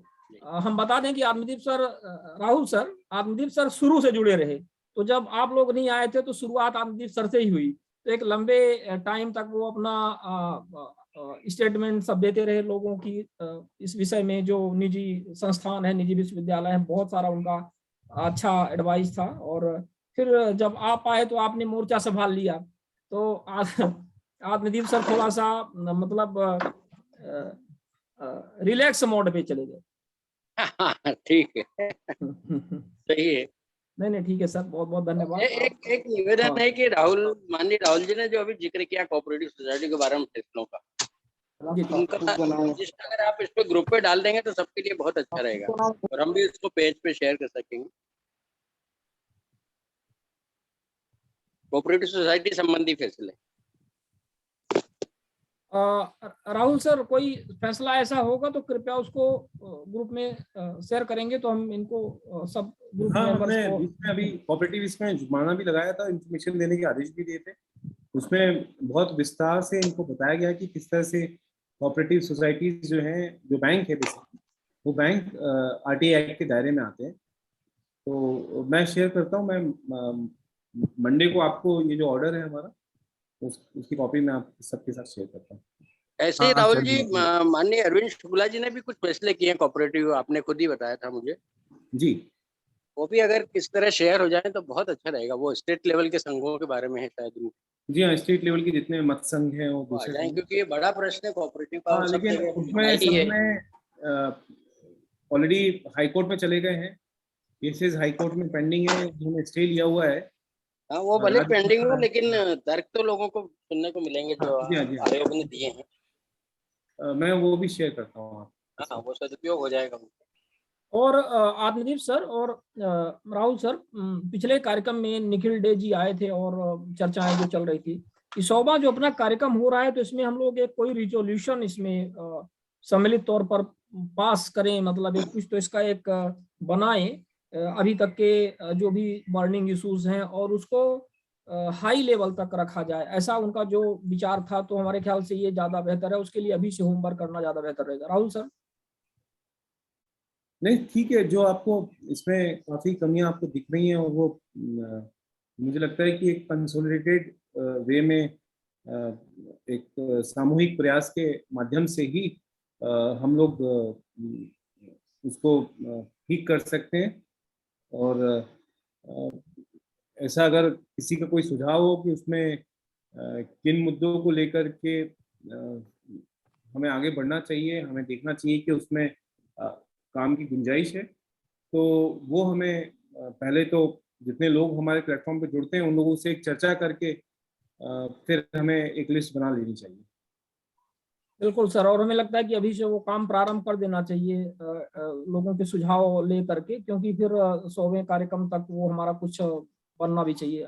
Virendra Kumar Thakkar ji, Virendra Kumar Thakkar. Thank you sir, thank you Virendra ji थोड़ा सा वेट करिए, आदमदीप सर कुछ जोड़ना चाह रहे हैं जी। जो माननीय राहुल जी ने बात कही उसमें मैं जोड़ना चाहूंगा कि ये बहुत महत्वपूर्ण विषय है जो बार बार हर वेबिनार में आता है और लोगों की दिक्कतों का कारण है। सूचना आयोगों में किनकी नियुक्तियां होनी चाहिए रिटायर्ड नौकरशाह और सिविल सोसाइटी के लिए, ये विषय भी हमारे उस पूरे वेबिनार का रिजोल्यूशन का और चर्चा का विषय होना चाहिए। हेलो। बिल्कुल जी बिल्कुल सर। हाँ जी वीरेंद्र जी। बल्कि ये जो क्वेश्चन आया था जो रिटायर्ड नौकरशाहों का, तो ये मामला जो है सुप्रीम कोर्ट में तो नमित मिश्रा वाले केस में गया था, और जिसमें जजमेंट और रिव्यू जजमेंट दोनों में उन्होंने कहा था कि ये मामला जो है वैसे 12/5 और 15/5 से संबंधित है कि कौन कौन से फील्ड के लोग हैं जिनके CIC या IC में नियुक्ति होनी चाहिए। अब इसमें जो प्रावधान है तो इसमें कुछ बातें उन्होंने बताई, एक्चुअली दोनों सेक्शन सेम है कि CIC और chief information commissioner and information commissioner shall be persons of eminence in public life with wide knowledge and experience in law, science and technology, social service, management, journalism, mass media और administration and governance. उसके बाद फिर जब ये एक मामला उत्तराखंड में ऐसा हुआ था कि हमारे मुख्य सूचना आयुक्त महोदय जो शत्रुघ्न सिंह साहब का अपॉइंटमेंट उस टाइम चैलेंज हुआ था 2016 में, अब वो सेवानिवृत्त हो चुके हैं 2021 में 5 साल हो जाने के बाद।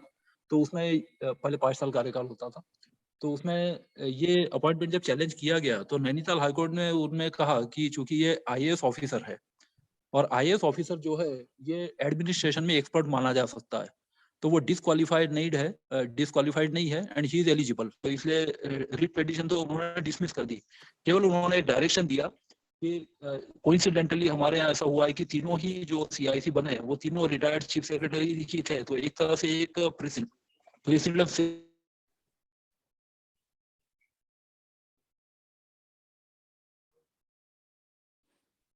आपकी आवाज कट गई है।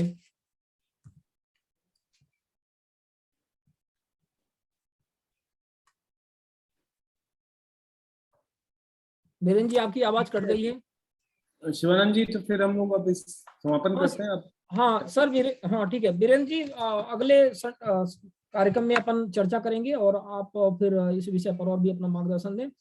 बहुत बहुत धन्यवाद सर, और आदित्य सर, राहुल सर और गांधी सर हमारे बीच में आए, हमेशा की तरह हमें मार्गदर्शन प्रदान किया, और भास्कर प्रभु जी भी हमारे कार्यक्रम में आए। हमारे इतने सारे साथी जो हमेशा ही कार्यक्रम में जुड़ते हैं, आप सभी का बहुत बहुत धन्यवाद और आभार। अगले कार्यक्रम में हम फिर एक नए टॉपिक के साथ आएंगे और हम चर्चा करेंगे, और हमारा उद्देश्य रहता है कि आप लोग जितने भी अपना क्वेश्चंस पूछते हैं तो ज्यादा से ज्यादा आप लोगों को चांस दिया जाए, और आप लोग भी उसको थोड़ा सा शॉर्ट में रखने का प्रयास करें जिससे दूसरे साथी भी उसका लाभ प्राप्त कर पाए। बहुत बहुत धन्यवाद।